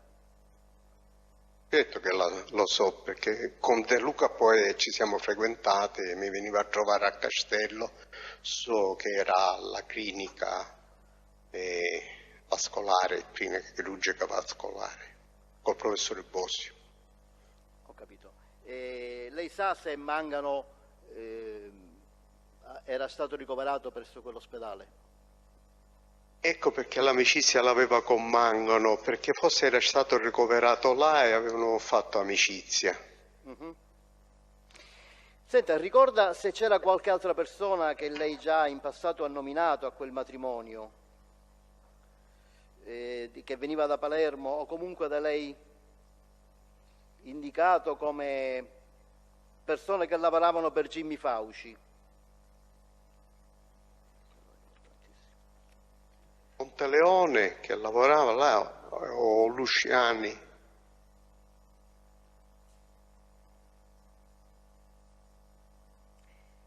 Intanto vediamo se avere parlato d'altro l'ha aiutata a ricostruire l'episodio che le chiedevo prima. Se ha memoria di qualche episodio che riguardava richieste di denaro per le antenne televisive.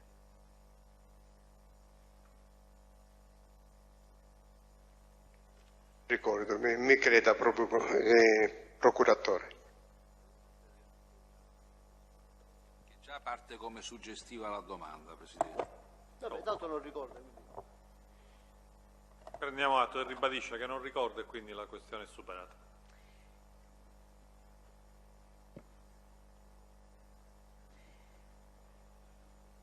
Senta, lei ha ricordato poco fa la circostanza della cena presso la villa, diciamo la cantina della villa di Bontate. Sì, nel sottovilla, diciamo, non era una cantina, era tutto quanto era la villa, era il sottovilla, ma attrezzato, c'erano divani, c'era tavole grandi, accogliente. Lei ha già detto in che periodo si è svolta questa cena, in quali anni, in quale anno? Ma io di più di una ne ho fatto, sono mangiato, mi invitavano e mangiavo con loro, c'erano i pullarà, c'erano... No, in particolare... Ma periodo, ce n'è stato fine anni 70 e quella dove si è parlato di sordi, mi sembra che era a fine anni, principio anni 80, 1980 all'inizio, insomma di più di una ne ho fatto, in quei periodi là. Sì, in particolare mi riferivo a quella in cui era presente Marcello Dell'Utri. Presidente, ha già detto che era presente Marcello Dell'Utri. Sì, l'ho già detto. Si era capito che la domanda era riferita a quello. Quindi in particolare il pubblico ministero le chiede di quell'incontro lì a casa di Stefano Bontate in cui fu presente anche Marcello Dell'Utri. Lei l'ho detto prima.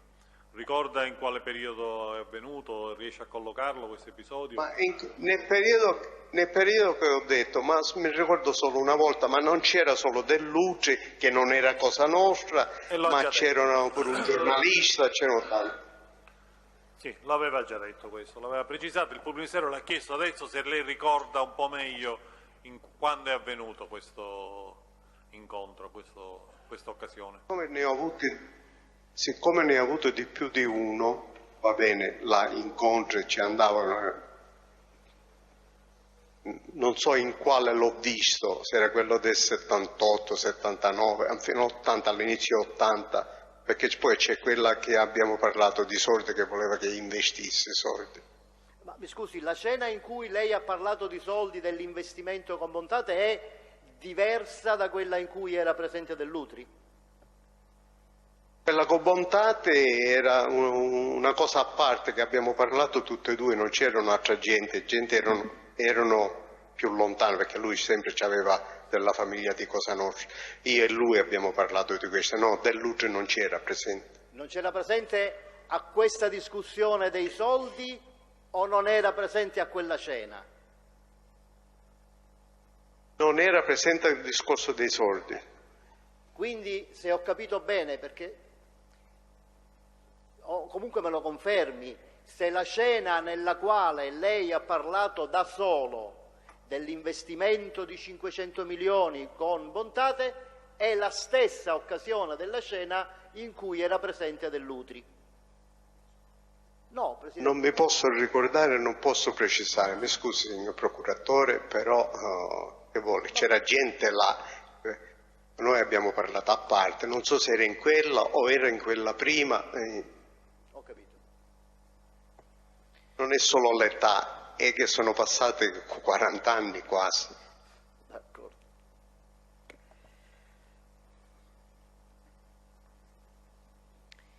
E lei in quella occasione in cui ha visto Dell'Utri a cena da Bontate, a questo punto ricorda se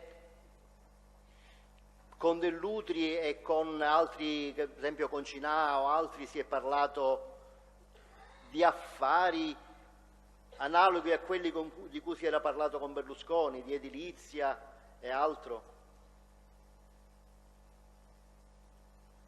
Mi ricordo in questo momento, ma certo si parlava, non è che stavamo muti, a volte si parlava, naturalmente con Tannino Cinà o Dell'Utri non andava a parlare di cose di Cosa Nostra, a volte Tannino Cinà accennava qualcosa, va bene, o che suo conoscente mi diceva, sai, l'amico mio sta passando questo problema, e le dicevo rivolgiti a tuo fratello che sa dove andare, visto che lui non era Cosa Nostra.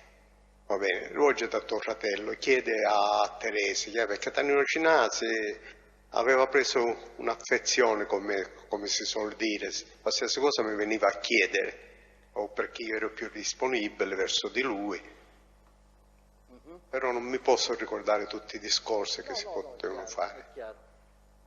Senta, lei ha parlato poco fa della presenza di un giornalista. Riesce a ricordare chi era? Primo nome sì, Giuseppe, un nome un po' lunghetto era. Sa se era scriveva... del Giornale di Sicilia. Del? Giornale di Sicilia mi sembra che era. Del Giornale di Sicilia. Non riesce a ricordare il cognome, mi pare di capire.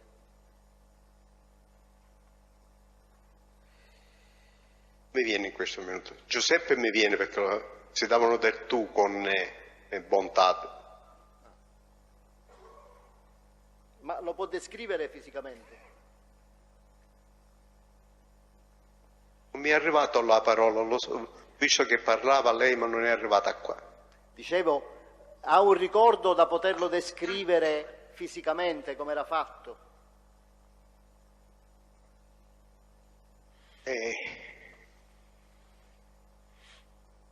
Sempre poteva avere un 40 e rotti anni, o qualche anno in più di me poteva avere, un po' di anni, non ho idea.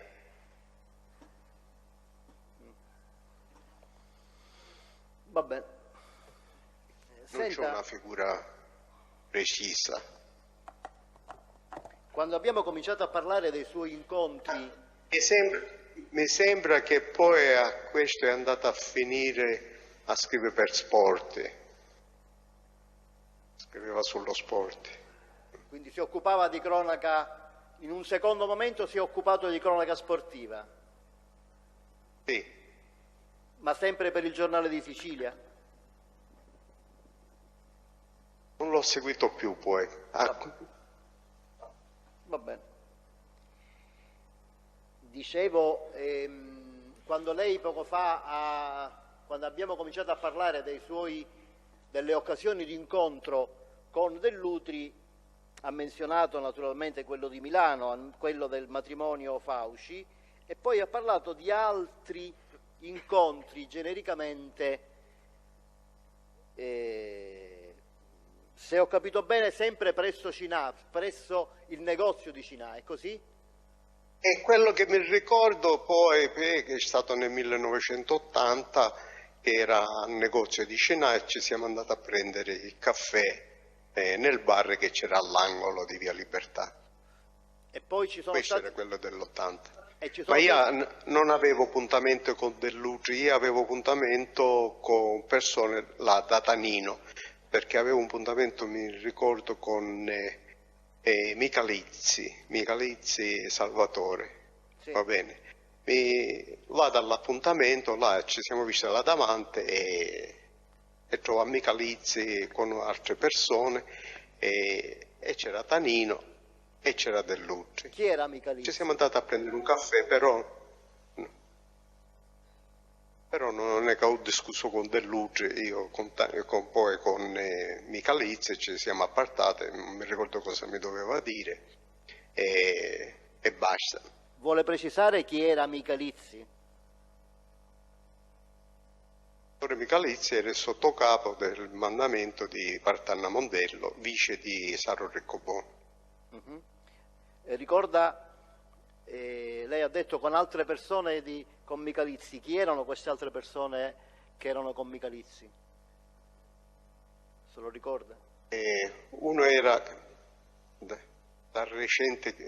poco recente, a quei tempi che l'avevano combinato, Francesco Onorato, e l'altro era, non so se era Enzo, mi sembra che si chiamasse Enzo Sutera, Vincenzo Sutera, una cosa così, mi ricordo, o c'era Sutera o c'era uno Cannella che accompagnava sempre Michalizzi. Era anche lui uomo d'onore? Questa gente cosa nostra.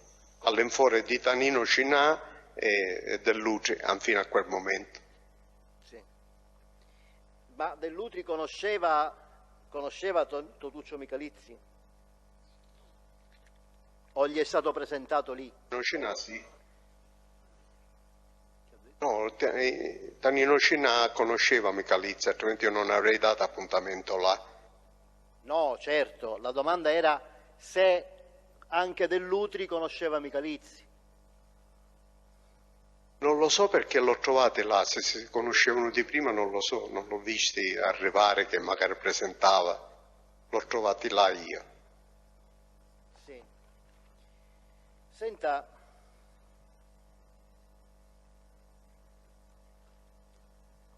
avrei interesse a tornare un attimo alle attività dell'investimento dei Bono, dell'attività, del lavoro dei Bono a Milano.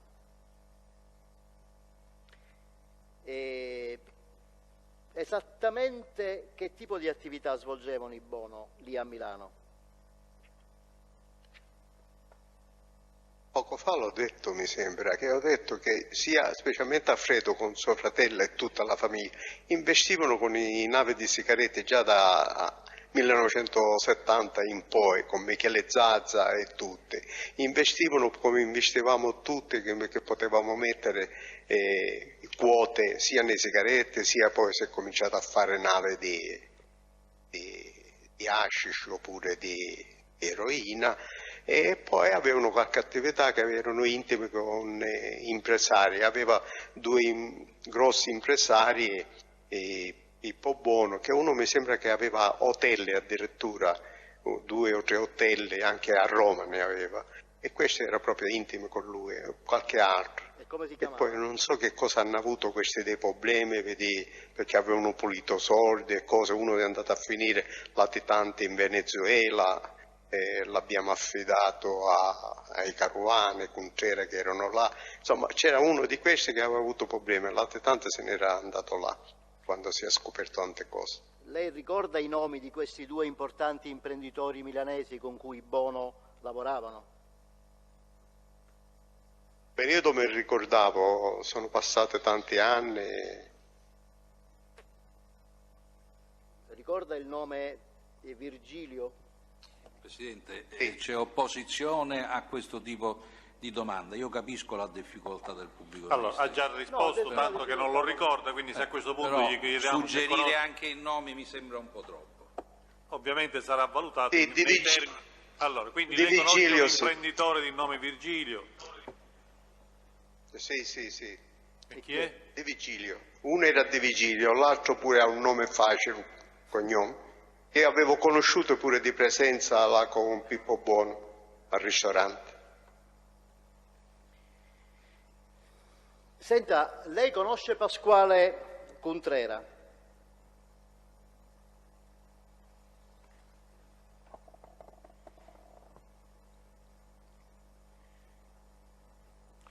Non abbiamo sentito, supponiamo che abbia risposto, perché ne ha già parlato per verità la volta scorsa. Comunque, ha risposto Sì, di perché Sì, ho risposto, ma se ne va e viene, non so, la voce e anche voi altri. E noi non abbiamo Sì. sentito la No, risposta. Cosa ha detto? Sì, Conosce Pasquale abbastanza Contreras. bene. D'altronde l'aveva già riferito alla scorsa udienza. Sì, no, ma in particolare ovviamente era per introdurre un'altra domanda, se è a conoscenza del fatto di un investimento, se sa se Pasquale Contreras ha mai investito, ha mai tentato di acquistare immobili a Milano. Io ho dormito in questo palazzo che stava per acquistare, che non lo so se già l'ha acquistato, se l'aveva acquistato. Comunque io ho dormito in quel palazzo, che c'erano gli uffici sotto anche, che era angolo di piazza 5 Giornate, là vicino proprio. E una volta andando sia con Caruana e sia con Pasquale Contreras siamo andati a Milano e abbiamo dormito in questo palazzo. E c'era l'ufficio un certo Rapisarda, che era in società con Dell'Utri e con i Contreras, che stavano per fare l'affare di comprare questo. Ai tempi Pasquale Contreras mi ha detto che stavano spendendo 50 miliardi o 50 o 10 miliardi, un palazzo che costava 50 miliardi. Non lo so, mi ha raccontato questo, eravamo là. Io ero andato là perché mi dovevano dare dei soldi per consegnarli a Palermo e ero andato assieme a lui. E là mi ha fatto venire dalla Svizzera questo che passava i soldi e l'ho consegnate. A chi? A uno che era venuto da Palermo. E chi era? 1 miliardo e 100 milioni. E sono stato 2 giorni là. Ma 2 giorni là mi ricordo pure che era il 19 o il 22 settembre, 22 aprile, e poi la sera o l'indomani è stato ucciso Stefano Bontani. Quindi di che anno? Mi ricordo perché quando Ma è 81, mi ricordo che quando siamo rientrati a Roma, perché Caruana e Contrera abitavano a Roma, e subito appena hanno avuto la notizia mi hanno chiamato, perché loro avevano il numero mio di telefono, pure che ero latitante, e mi hanno dato questa notizia. Senta, mi ricordo che venivamo da Milano. Lei com'è venuto a conoscenza della circostanza che ci ha riferito poco fa, e cioè che c'era Rapisarda che era socio, se ho capito bene, di Dell'Utri? Chi gliene ha parlato di questa? C'era il Rapisarda là che era venuto nell'ufficio, si era appartato un po' a parlare con Contrera, e poi Pasquale Contrera con me parlava abbastanza, aveva una stima. Mi ha raccontato un po' la situazione, anche perché i Contrera ci avevano messo una persona che abitava là, una specie di uomo di fiducia di loro, perché era fratello di un suo soldato, mi ricordo come si chiamasse, che uno era in Canada e uno era di Siculiana. I Contrera ci avevano messo a chi? A una persona di sua fiducia che abitava là, non lo so che cosa facesse, ma non era cosa nostra questo uomo di fiducia, a livello amministrativo di fiducia, perché era fratello di un suo soldato che era in Venezuela. Sì, d'accordo. Il fratello era cosa nostra, lui no. Signor Di Carlo, mi scusi, non ho capito il rapporto tra questa persona di fiducia, fratello di un soldato di Contrera, e Rapisarda, me lo spieghi meglio. Rapisarda era nell'ufficio, che aveva un ufficio, che siamo entrati nel palazzo, okay, e aveva la società. Questo di fiducia di Contrera Caruana faceva interesse di Contrera Caruana per vedere cosa succedeva e cosa. Hanno messo uno di loro per prendere possesso del palazzo anche. Va bene. In questo affare dell'acquisto di questo palazzo, lei sa se c'erano interessi economici diretti dei soci Rapisarda Dell'Utri?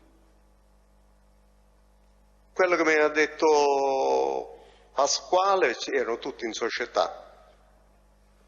Ok.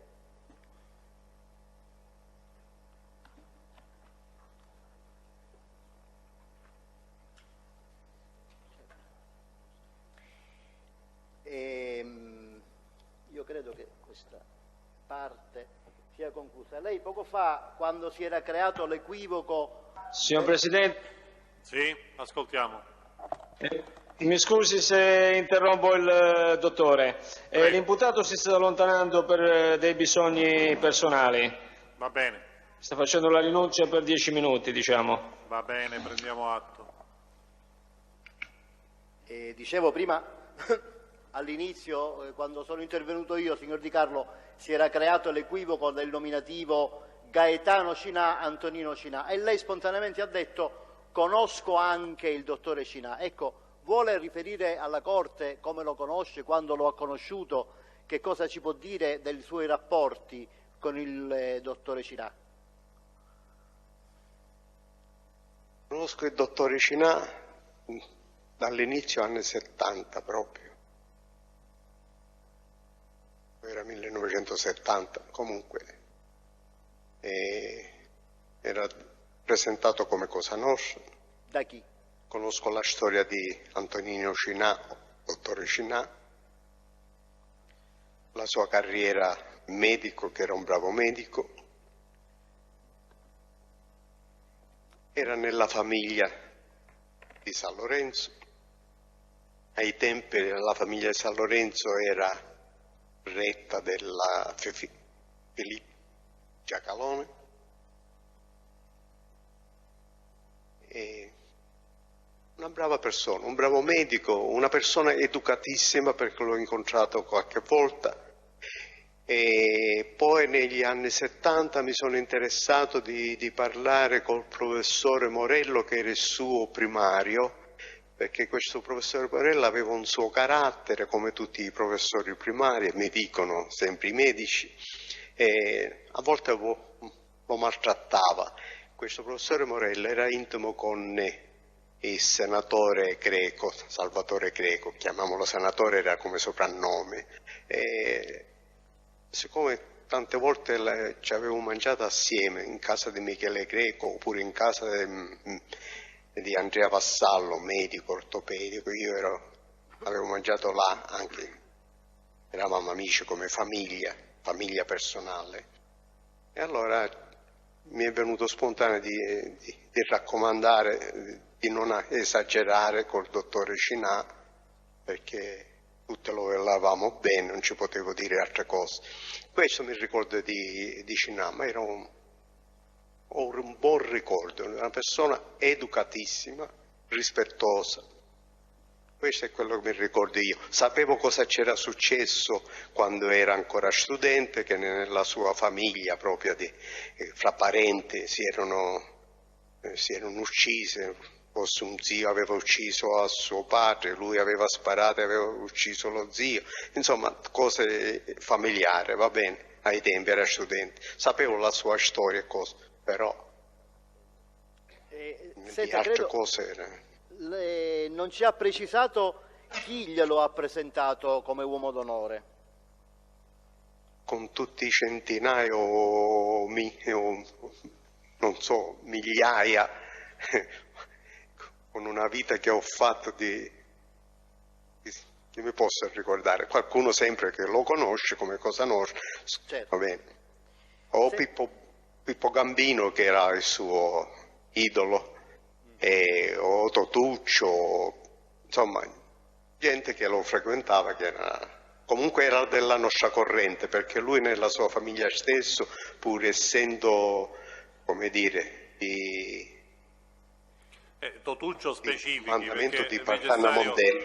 Di Carlo, specifichi chi è Totuccio. Sì. Capiamo noi a chi si riferisce, però lo specifico. Sì, Totuccio, noi lo chiamavamo Totuccio, Totò Salvatore Regna. Vabbè. E pur essendo il mandamento di San Riccobono, che ai tempi non c'era ancora mandamento, poi ce l'hanno fatto, e lui era sempre un corleonese, diciamo, era intimo con noi altri. Con? Con noi altri, ha detto. Ah, con noi altri. Ricorda in quale ospedale lavorava il dottore Cinà?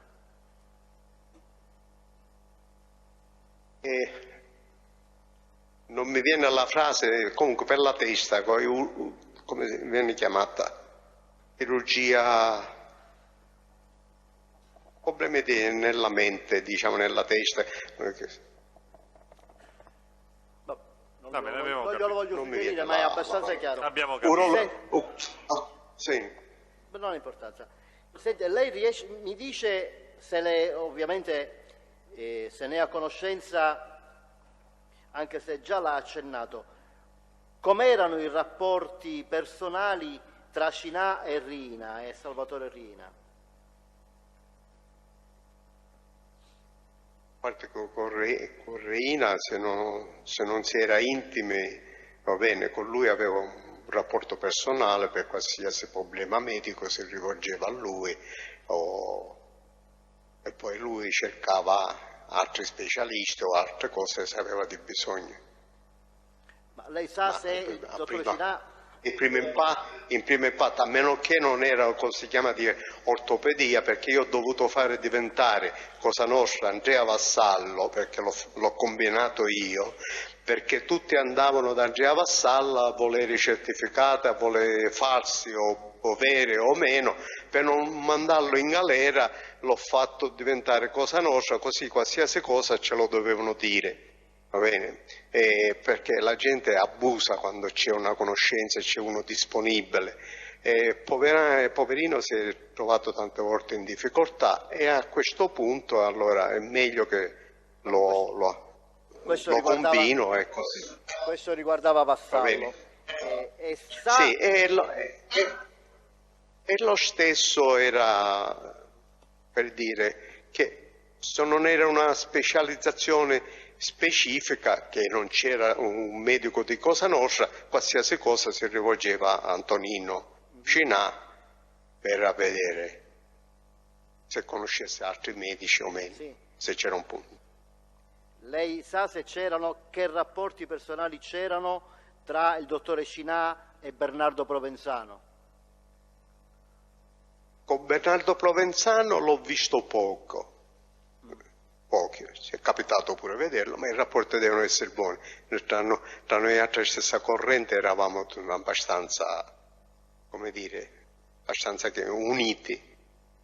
Ma vuole precisare che cosa intende noi altri stessa corrente? Riferito a quegli anni? C'era una corrente corleonese. Cioè? C'era una corrente corleonese, c'era poi un cerchio più intimi. Mi dice chi erano quelli che appartenevano ai più intimi? Immagino, più intimi di chi intanto? Più intimi fra loro? Chi era il capo di questi più intimi? Totorreina era Totorreina, Bebbino Provenzano, va bene. Poi nei primi anni 70 spunta anche, comincia a frequentare Palermo, Bagarella e Cognato, va bene. Eravamo i più intimi, erano Pippo Gambino, i Madonia di San Lorenzo e di Resuttana, e io, come qualche altro, poi diventano intimi anche Raffaele Ganci, i suoi figli, si andava allargando, insomma questi eravamo i più intimi. Senta, e poi si è allargato, perché poi tutti hanno voluto diventare intimi di Riina. Ho capito, ma chi era intimo di Riina, di quel gruppo, era anche intimo di Provenzano?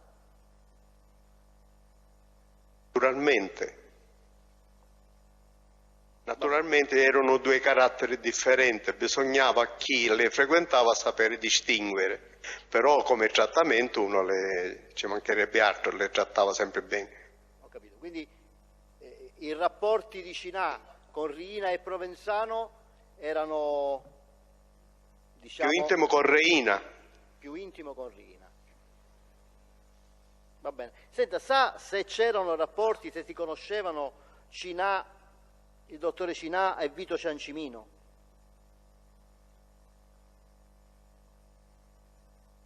Se uno era intimo con Corleonese e conosce Vino Provenzano, è naturale che conosci Ciancimino. Naturalmente non so quanti contatti ha potuto avere, ma io le dico, Ciancimino io l'ho conosciuto prima, così, senza sapere lui chi fosse, che cosa possibilità avesse io, e poi quando c'è stato l'avvicinamento con Vino Provenzano io me lo ritrovavo, mi veniva non so in quanto tempo, mi veniva a trovare a Castello, o perché era in compagnia qualche signora che andava a cena, o perché mi doveva parlare, tante volte si diventava intimi con Ciancimino, se uno frequentava Vino Provenzano. Con Vino Provenzano c'era andato anche volte a casa. Si fermi un attimo, Di Carlo, perché però la domanda era un po' diversa, non quello che lei ipotizza anche sulla base dei suoi rapporti e quindi della sua esperienza, ma se ha esperienza diretta di rapporti tra Cinà e Ciancimino. Questa era la domanda che l'ha fatta il pubblico ministero. Che in quanto corleonesi lei può ipotizzarlo, è un altro discorso, e a noi quello non interessa. Mi interessa sapere, perché la domanda era questa, se le risulta, perché le ha viste insieme, perché è stato riferito o per altra ragione, che effettivamente ci fosse una conoscenza tra Cinà, il dottore Cinà intendiamo in questo caso, e Ciancimino. Assieme non so se c'è stata solo un'occasione, ma poi se avevano frequentazione non mi risulta a me di vederle tante volte assieme. No, tante volte. Lei... Quindi ha un ricordo vago di un'occasione, che non sa specificarci meglio, da quello che capisco. No. No, va bene, andiamo avanti allora. Un'ultima e ho finito, se conosce, se lei, signor Di Carlo, ha conosciuto, cioè sa se c'erano rapporti, se lei conosce tale Rosario Naimo.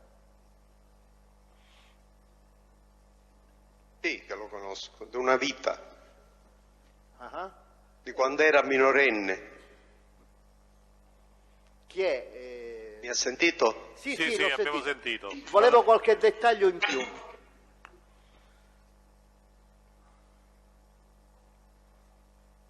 Mi dica di dettagli, No, conosco di una vita, se lei mi fa le domande io vado a rispondere. Lo conosce come Cosa Nostra?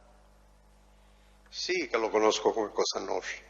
Più È o meno... l'ultima volta che l'ho visto, è l'ultima volta, visto che vuole un dettaglio, l'ultima volta che l'ho visto c'è stata fatta una festicciuola vicino Capaci, in una villa, che lui era venuto dall'America, si trovava a Palermo. Allora mi hanno invitato Ciccio Madonia, c'era Potuccio Reina, c'erano tante, c'era pure il rappresentante, non so se era il rappresentante a quei tempi, di Carini, Giovan Battista, non mi ricordo più come si chiamasse, e tutti là, c'era un rappresentante di quella zona là, e comunque c'era Bernardo Brusca con me, e siamo andati a mangiare in questa villa. In che periodo sulla siamo? sinistra, prima che si arrivasse a Capaci. Anni 70, fine anni 70, a metà anni 70 comunque. Lei ricorda di chi era questa villa? No, non mi ricordo. Ricorda in quale famiglia, a quale famiglia appartenesse Naimo? Posso interrompere, pubblico ministero? Prego, avvocato Di Pelli. Perdoni. Credo che il pubblico ministero formuli queste domande sulla scorta dei verbali che possiede evidentemente di Naimo Rosario o di cui ha conoscenza. Lei ce ne ha annunciato stamattina la presenza, quindi forse sarebbe opportuno che prima noi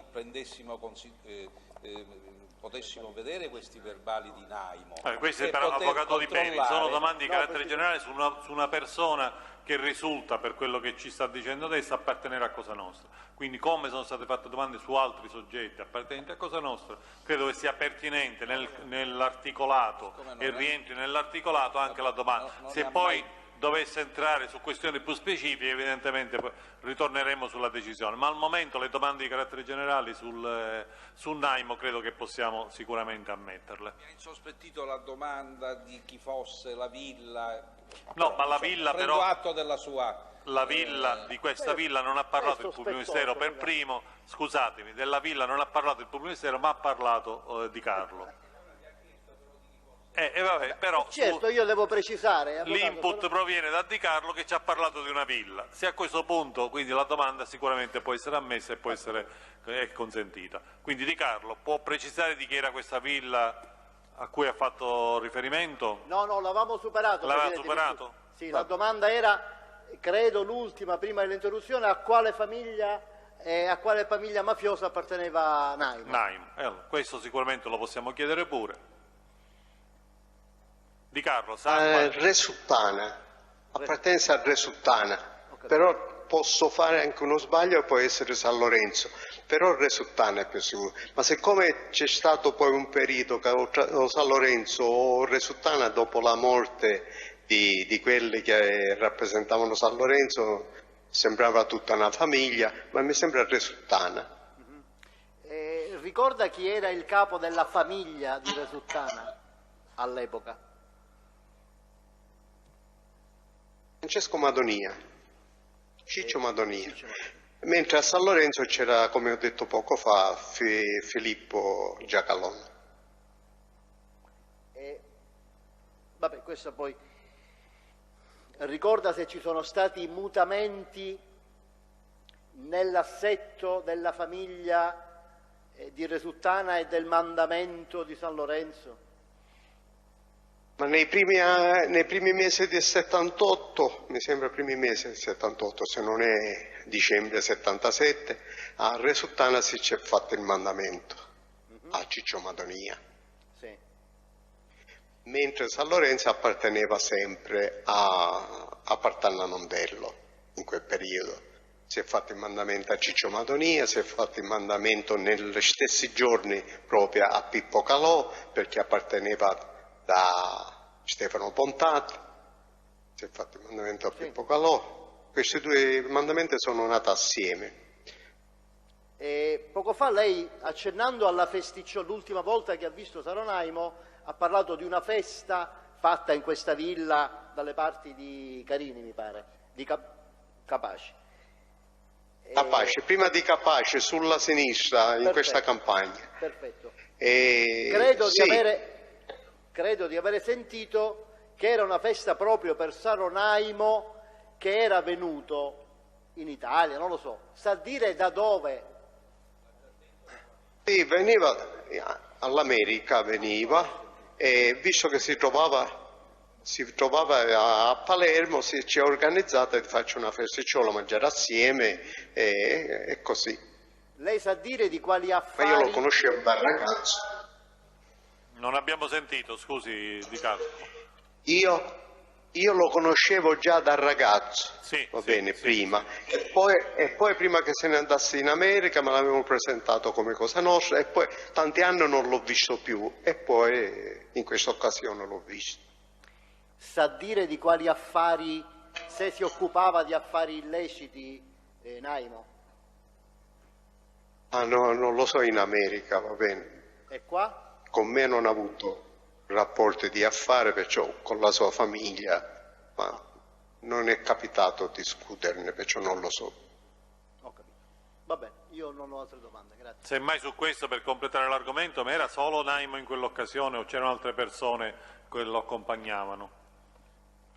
Ma eravamo intanto, non c'ho più presente quanto eravamo, che io ero con Bernardo Brusca, c'era Totuccio, non so, con me mi sembra Totuccio era arrivato, Totuccio Reina, mi scusi Presidente. No, io mi riferivo a Naimo. Lei ha detto Naimo veniva dall'America, era accompagnato da qualcuno che lei ricordi? Ma non mi ricordo. Non lo ricordo, va bene. E allora, quindi il pubblico ministero ha terminato quindi l'esame, vogliamo passare alle parti civili? Sì, Presidente, Avvocato Barcellona. Buonasera, signor Di Carlo. Senta, io faccio anche appello eventualmente alla sua attuale volontà, come l'ha prospettata stamattina, di riferire fatti di cui fino ad ora non ha mai parlato. Le volevo fare qualche domanda sui cosiddetti delitti politici dei primi anni '80. Lei ha già brevemente accennato al delitto di Michele Reina per quanto riguarda la proposta e gli interessi di Ciancimino. Ha anche fatto un accenno al delitto Mattarella dicendo che è stato deliberato sul proposta del Ciancimino. Ma sa altro riguardo a questo delitto, nel senso quali sono stati i motivi, l'iniziativa di chi è stata, a chi interessava? Presidente, mi scusi, Avvocato D'Agostino, prego. Ma proprio su proposta mi sembra che non sia, di Ciancimino non mi sembra che sia una riassunzione esattamente fedele di quello che ha detto la scorsa volta. Per la verità, non l'ha detto in questi termini, ma il senso era questo però, Avvocato D'Agostino, che sia stato richiesto da Ciancimino. Facciamoglielo specificare magari meglio, Presidente. Sì, ma anche se Signor Presidente, è stato riassunto con un termine diverso da quello usato da Di Carlo, ma il senso era questo. Su sollecitazione ci ha detto qualcosa del genere da parte di Ciancimino. Poi comunque ce lo potrà precisare se non è così. E allora, sa qualche altra cosa sulle ragioni? Signor Presidente. Prego. Mi sente, signor Sì, Presidente? sì, l'ascolto. Sono Di Carlo. L'ascolto. E mi deve dare 2 minuti proprio, 2 minuti. No, devo alzarmi, 2 minuti proprio per me. Vabbè, se sono 2 minuti e noi nel frattempo così decidiamo anche di come organizzare il prosieguo. Vediamo poi delle altre parti civili, chi è che intende, è soltanto l'avvocato Barcellona e quindi poi possiamo passare ai difensori. Quindi, per capire un poco quali sono i vostri programmi, ritenete che possiamo esaurire noi quindi proseguendo o facciamo una pausa e riprendiamo? Credo che tutti i difensori abbiano qualche domanda certo, lo immagino questo. Al signor Di Carlo. Se fosse... Mi chiedevo se lo volete fare adesso in prosecuzione, se volete fare una pausa. Siccome è già stabilita un'udienza la prossima settimana, proprio in prosecuzione. Sì, questo noi possiamo sicuramente. Potessimo... Però io vorrei anche utilizzare, magari per qualcuno, perché non vorrei, perché comunque entro il 6 noi dobbiamo concludere con Di Carlo. No, il 6 concludiamo di sicuro, Presidente, su questo non c'è dubbio. Io penso un'oretta massimo che possiamo occupare.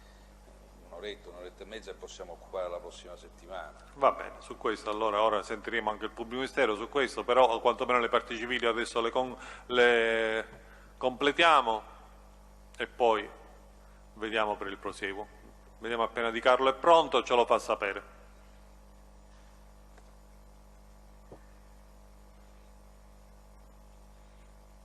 E nel frattempo per allora possiamo sentire, nell'attesa che arriva Di Carlo, anche il pubblico ministero sul... questa nessuna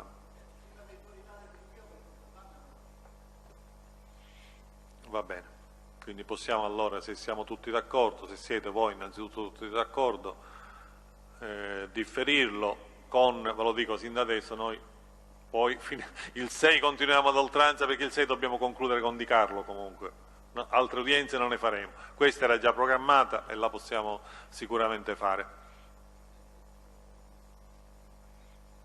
Se vuoi ritenerlo di poterlo fare. Io sono... Lei è pronto, Di Carlo? Presidente, sì. Sono pronto. Benissimo, e allora riprendiamo con la domanda che le aveva fatto l'avvocato Barcellona, in particolare sulle ragioni, se lei ne ha conoscenza, dell'omicidio Mattarella.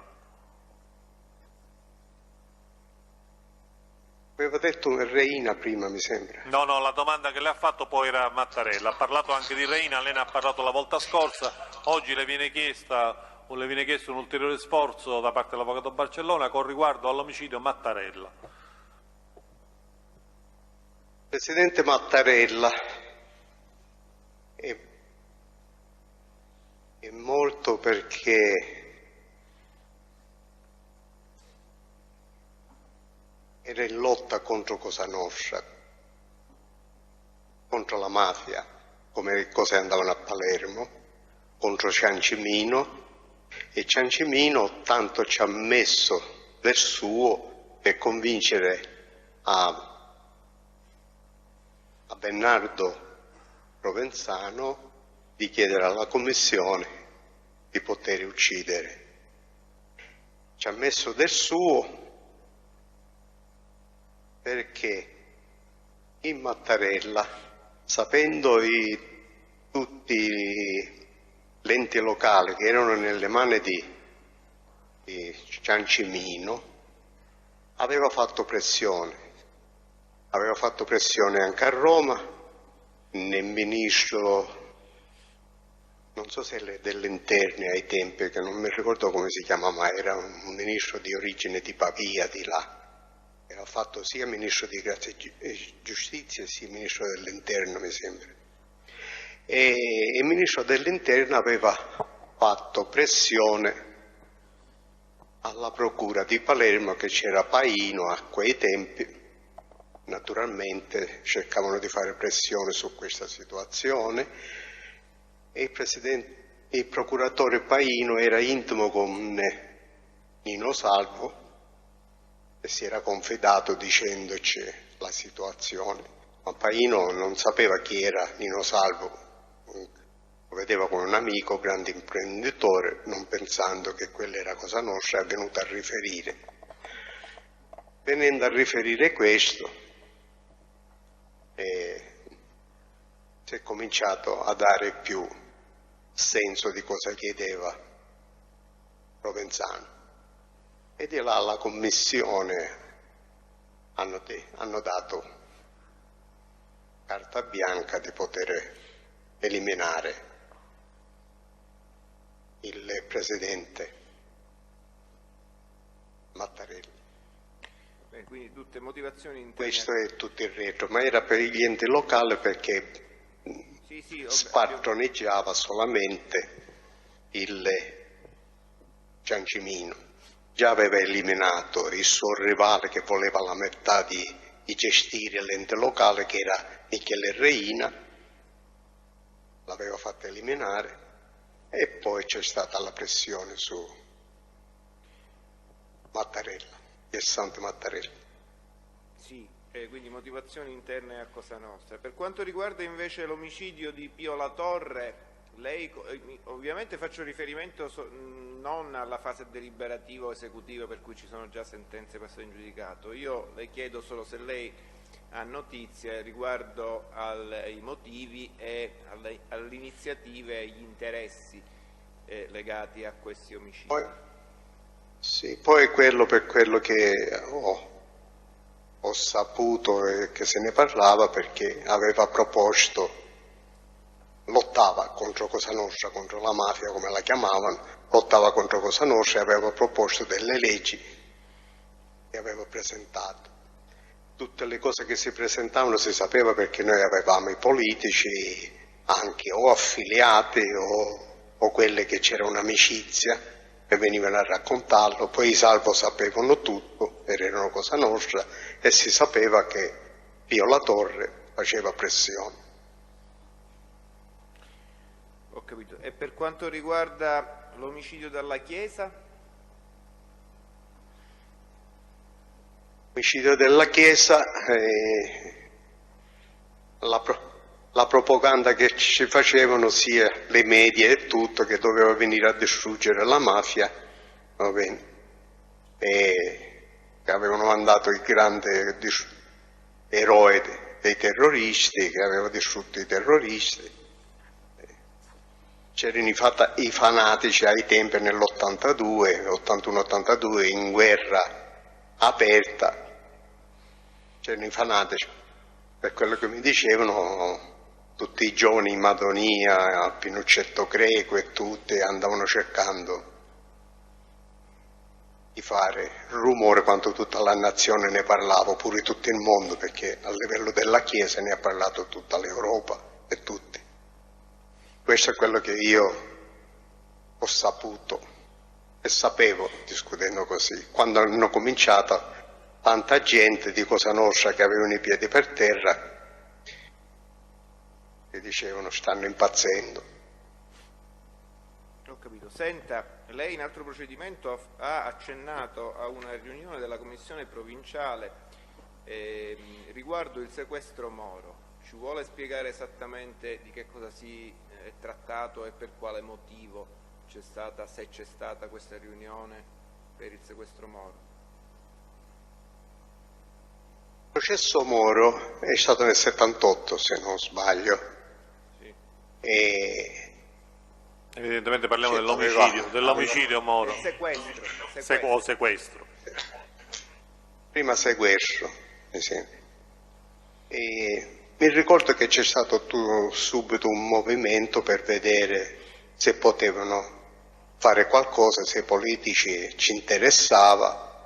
Tutto questo nell'interesse che poi uno le cerca, se uno fa Cosa Nostra non fa niente per niente.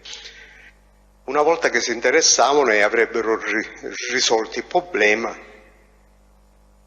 poi avrebbero cercato per tantissime cose, che già si cercavano quando era possibile, se noi vediamo nel passato cosa era i processi, se arrivavano in Cassazione, se ci arrivavano o meno. E per Moro mi ricordo che sono stati chiamati, a quei tempi c'era Gioia, Lima e qualche altro. Sì, avevamo pure noi il senatore Cerame che faceva parte della famiglia di Bontate. democristiani tutti, per fare sapere a Roma se avevano bisogno di intervenire per far liberare Moro. Michele Greco, a me personale perché non lo poteva dire, mi aveva fatto parlare con Peppino Santovito, che già dirigeva i servizi a Roma, per vedere se aveva bisogno. I politici avevano fatto sapere che a Roma non ci interessava, perché si voleva fare tramite i Brigate Rosse una pressione dentro il carcere.